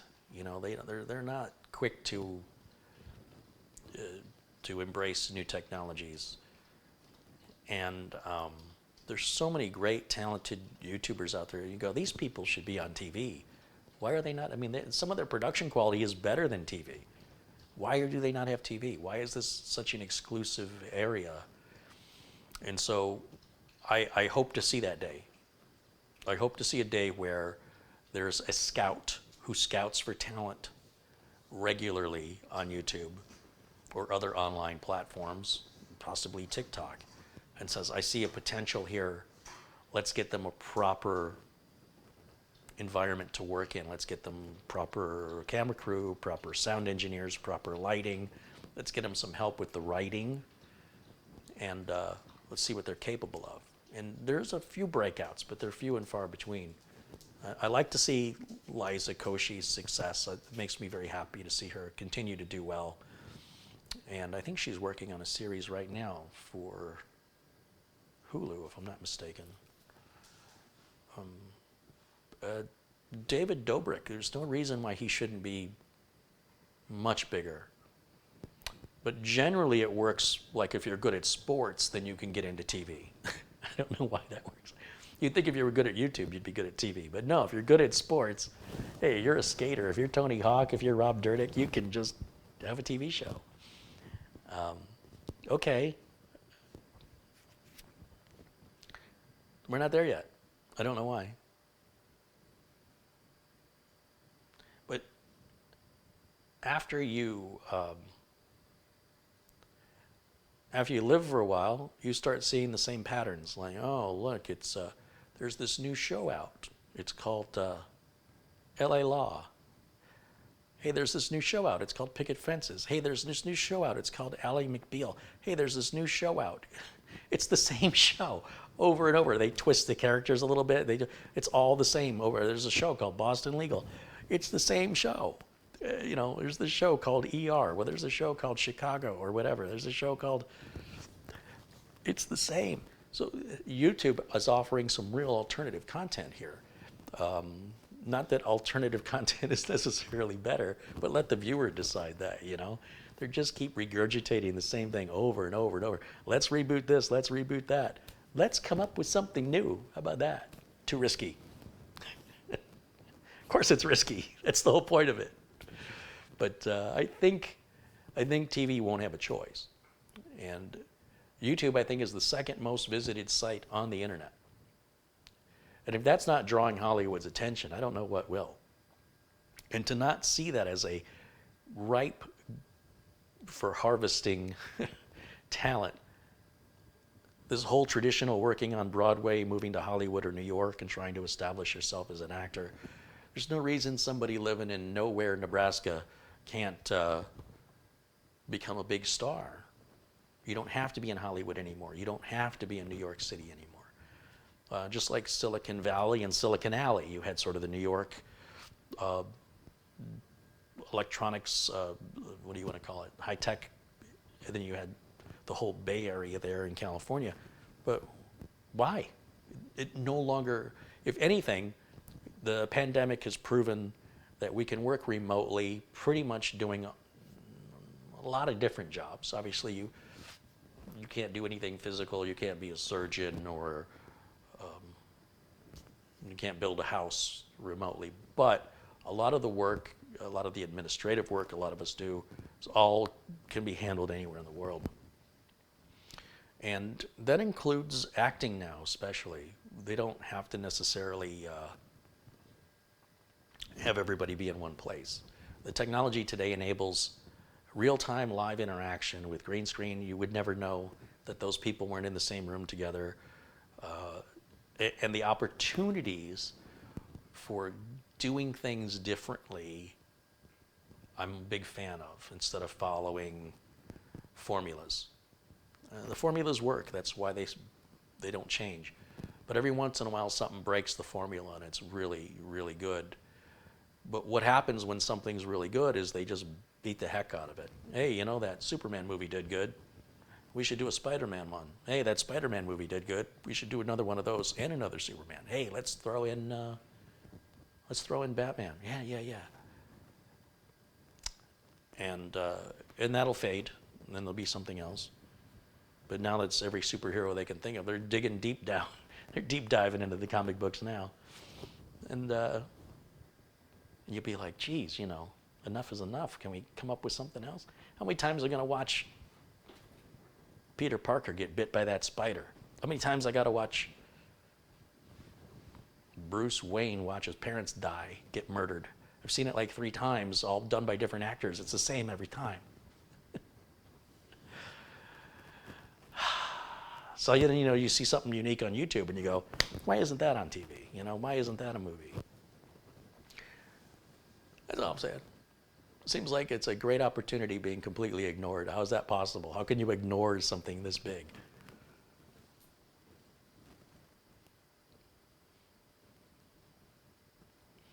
When I worked at a company called TriStar Computers in 1991, was when I started. And we were doing some unheard of experimentation with radiologists that would enable them to see an X-ray through a dial-up modem clear enough that they wouldn't have to get in the car and drive to the hospital, because, you know, the emergency room, they're not there all the time, right? So they call in a radiologist, and the radiologist, and you're waiting for a diagnosis. And they had this idea. They said, well, what if we could scan these X-rays, get them into the computer, and then be able to have our radiologist look at them remotely? This was 1991 with dial-up modems, you know, 33.6, 33 something, 33K, 56K. And it took a while for the images to load, but it was still faster than getting in the car and driving. And we were talking about this in 1991. And now look what we can do now, you know. And so in a way, the pandemic's helping push companies that are stubborn and refuse. It's forced their hand to have to do things remote.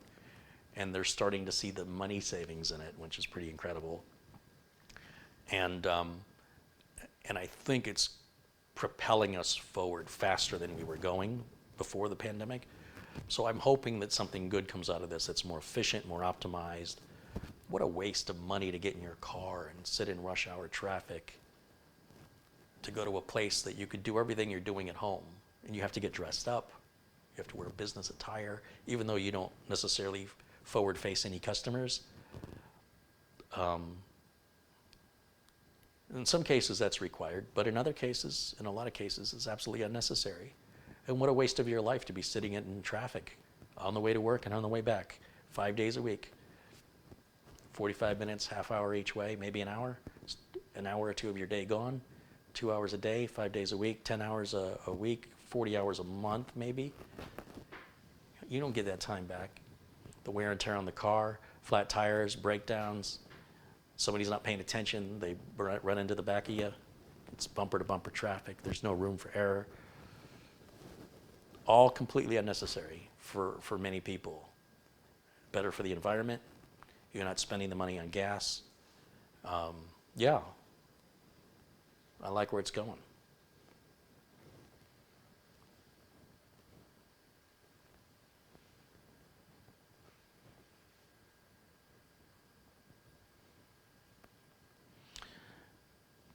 Stealthman said he lost a couple of main clients watching every penny.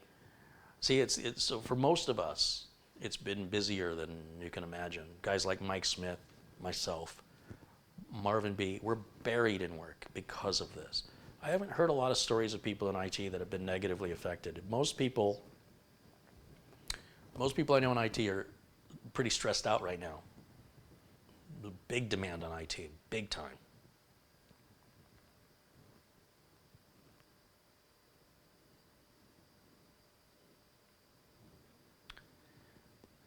All right, I think I'm going to wrap this up. So we pretty much know how this is going to go, right? We've already tested the board. We already know everything functions. We've got Windows 10 installed. I'm going to hook up the front port USB, front port audio. I'm going to get the audio cables hooked up. I'm going to grab the Windows updates and drivers, and then get Windows activated and do some cable management. And I'm going to try to get the cable management finished on the other two systems, the one for Sean and the one for Roy. And I'm going to get, my goal is, I hope before I go to bed tonight, to have all that done, buttoned up, and I'll try and get some completed shots that we can add when the videos get edited. You know, we can have some, you know, here's what it looks like when it's done. And I really want to get Threadripper up here and upgraded before I leave. So that means the other computer I've got back here also has to be cable managed, and I have to get the capture card put in it, and the drivers and OBS software configured. Then I can move Thready up here and we can gut Thready and start again. And from everything I've talked with Anthony over at Anthony's, it's Anthony Remus. He has his own company called Remus Computer Solutions. And if you're looking for a real high-end overclocked build, he's your guy. If you're looking to scrape the bottom of the barrel, no. But if you're looking to have something faster than anybody else has and you want it supported, that's the guy. I was talking with him a little bit more about the Threadripper and some of the challenges, and he's very positive. He's absolutely certain this is going to go really well. He's asked, when are you going to do it? He's asking me, when are you going to do it? Because now he wants to see. He predicts that my experience will be 180 degrees, very different. And I'm anxious, but that's fun. I'd also like to get the liquid cooler installed in this guy. This guy's damn near ready to go. It's like this close. So I'd like to get all that done before I leave, but every day is another day less before I have to leave. But in the meantime, there's a lot going on, and there's a number of other little reviews and side projects I'm also working on, including I want to get something shot over at the other studio. I want to show it to you. It looks amazing. I'm so happy with it. I just don't have any time. It's one or the other, man. So my thanks to everybody who's contributed. Looks like I missed a few contributions here. Let's give those people shouts out. LRCX contributes $20. He says, I just sent you an email to TechVets about building me a system. I hope to hear from you soon. That's from Larry. I've been really turning down work, Larry. I can't do it any more than I'm doing. But if you're patient, you can wait till maybe the end of October. We can certainly get something built. I do want to do it. I just have a lot of people waiting right now. Grim Rank contributes $5. Says, Carrie, you have real computer skills, not Google skills. Well, that's because when I learned, there wasn't Google. If you wanted to fix computers, you had to learn how to fix computers by fixing computers. You couldn't even take a class on it because by the time the books came out, they were already obsolete and the technology was moving that quickly. Natin L contributes $4.99. It says, love your videos and keep doing what you do. Great content. So, Natin, is it Natin? It's supposed to be Nathan? I don't know. Hey, thank you guys. And Grim Rank, thank you. Make some blue folks. Turn you blue. And Elijah 52 and Wayne Trexler, Rakshit Patel, Malroof, Thomas Tidwell, Mahdi, of course, Rudiger Luthi, Copwatch Transparency in Virginia, Dustin Fuller, Greg Shaw. These are all people who have contributed and donated. Yeah, we'll call it that. John Panarelli, thanks for all you do. Dale Maluk and Blackwatch. Mahdi Yoel again. Mike Budikowitz. Michael Fogelsted.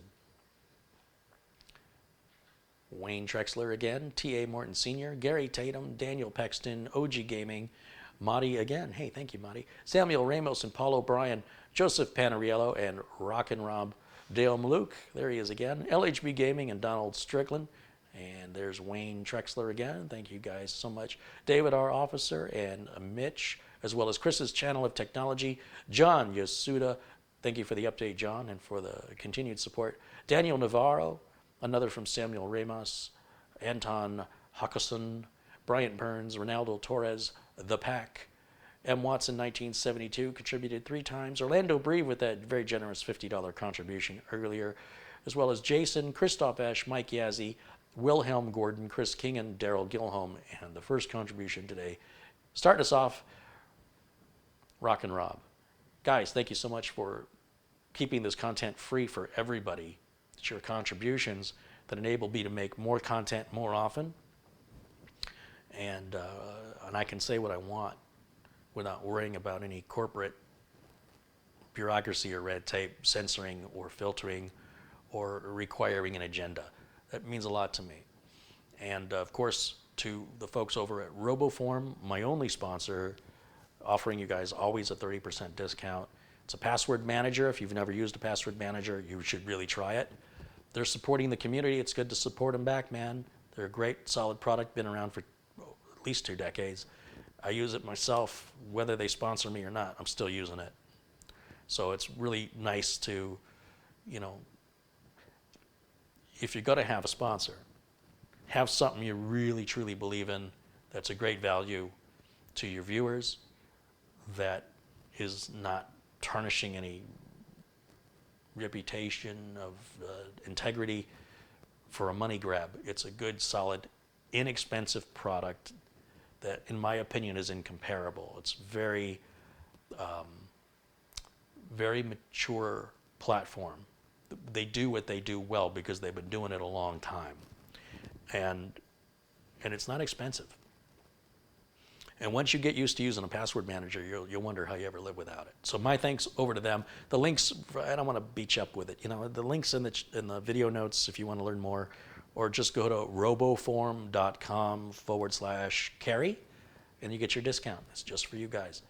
And we'll bring them on the show. We'll talk some more. You know, Simon over at RoboForm will join us, and we'll answer your questions, and we'll talk a little bit more about it. But I'm very honored that they're a part of the community and are supportive, and that you guys are supportive right back. Like, they've been very happy with this community, and I think this community's been very happy with them, and that makes me very happy. And if I can just get a few more sponsors like that are that amazing, not too many, just a couple more, I can get that Tesla. I don't know. I don't want a Tesla. I do, but I don't. What am I going to do? I don't leave the house. I'll just look at it. I'm going to put it right next to my 10850 K8 processor, right next to my Tesla. Oh, we don't use those. They're just for show. For everybody in blue, thank you guys so much for being my friend. For everybody who's not yet blue, just stick around in the chat room and be kind. Don't be a jerk, really. And I'll see you, and I'll say, oh, I've seen that person a few times. Let me turn them blue, right? And if there was any trolls in today's live stream, I didn't see them. And for that, I thank the folks in blue. Guillaume Moran contributed $5 Canadian. I'm not quite sure how to say your name. I'm so sorry. I'm sure I'm butchering your name. Can I call you Gil? It's not how you pronounce it. He says, hey, Kerry, which SSD brand do you recommend? You can call me Guy, by the way. Ah, I can handle Guy. Yeah, I got that. Okay, Guy. I like Samsung. I like Sabrent. I like Intel. A-Data is pretty good. What I would stay away from are the no-name brands. I would stay away from a company I've never heard of before because you want the support in the unlikely event you need it. So if I've got a customer who says, I want the best NVMe drive I can get for the money, you're probably looking at either the Samsung or A-Data has the XPG line, and Sabrent is also, I should be moving Sabrent higher up the list. Sabrent's American designed, and I want to promote American companies. And the testing I've been doing with their products has been outstanding. I have no complaints. The price for the performance, it's not necessarily the fastest drive, it's not the cheapest drive, it's not the most expensive drive, but it's more bang for the buck than you're going to get from like a 970 Samsung. That being said, you know, Crucial makes drives, Kingston makes drives. There's lots of other SSD manufacturers that are worthy of consideration. I would only suggest that you read reviews, look at places that sell the drives, read the reviews, and decide for yourself. At the end of the day, what's more important? Price, performance, capacity. They all pretty much have the same warranty, but not necessarily the same level of support. You know, it's a company called Team, makes some pretty aggressively priced solid state drives. But when I reached out when I had a problem, there seemed to be some confusion over who I was supposed to talk to, which did not sit well with me. They said, oh, you have to email them. And then they emailed and they get no response. And after like 3 or 4 days, I go, hey, I did what you said, nobody's responding. And then they said, okay, we can help you then.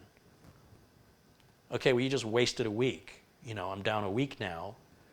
And I know if I'm going to buy their products, not to count on their support. It's not going to go in anything where I don't have a backup plan that I can't replace it with something else.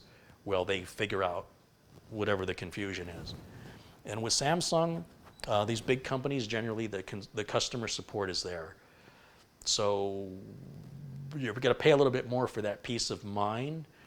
And the chances are, because they offer such good support, there's a very low chance you need it. But in that rare chance that you need it, it's nice to know it's there. For me as a business owner, it's important. So, you know, there's probably no name brand drives that work great that I don't recommend, but because I don't have any experience with them. And I don't want to risk it. I don't want to make my customers a guinea pig for a few dollars savings. It's not a big enough savings to justify it. And prices are coming down on RAM and SSDs. I think you're going to find over the next couple months, unless something unexpected happens, we'll continue to see a decline in prices. So if you wait, you might get more bang for your buck, but I could be wrong. So there's no straight answer here. If I'm, for myself, if you ask me what I'm using, I use Samsung, Intel, and Sabrent. Those are my 3 go-tos. Intel for budget, Samsung for performance, when price doesn't matter, and Sabrent for the best performance for the dollar. On my NVMe drives, if you look at this channel, you're going to see those same 3 brands over and over. Oh, and the A-Data XPG is a great value too. Yeah. Thank you for the question. Thanks you guys for all the support and your kindness. Thank you for hanging out with me today. I will try to get back here tomorrow, depending on what I can get done tonight. And lots to do. Thanks you guys. I will see you all again very, very soon. And until then, bye for now.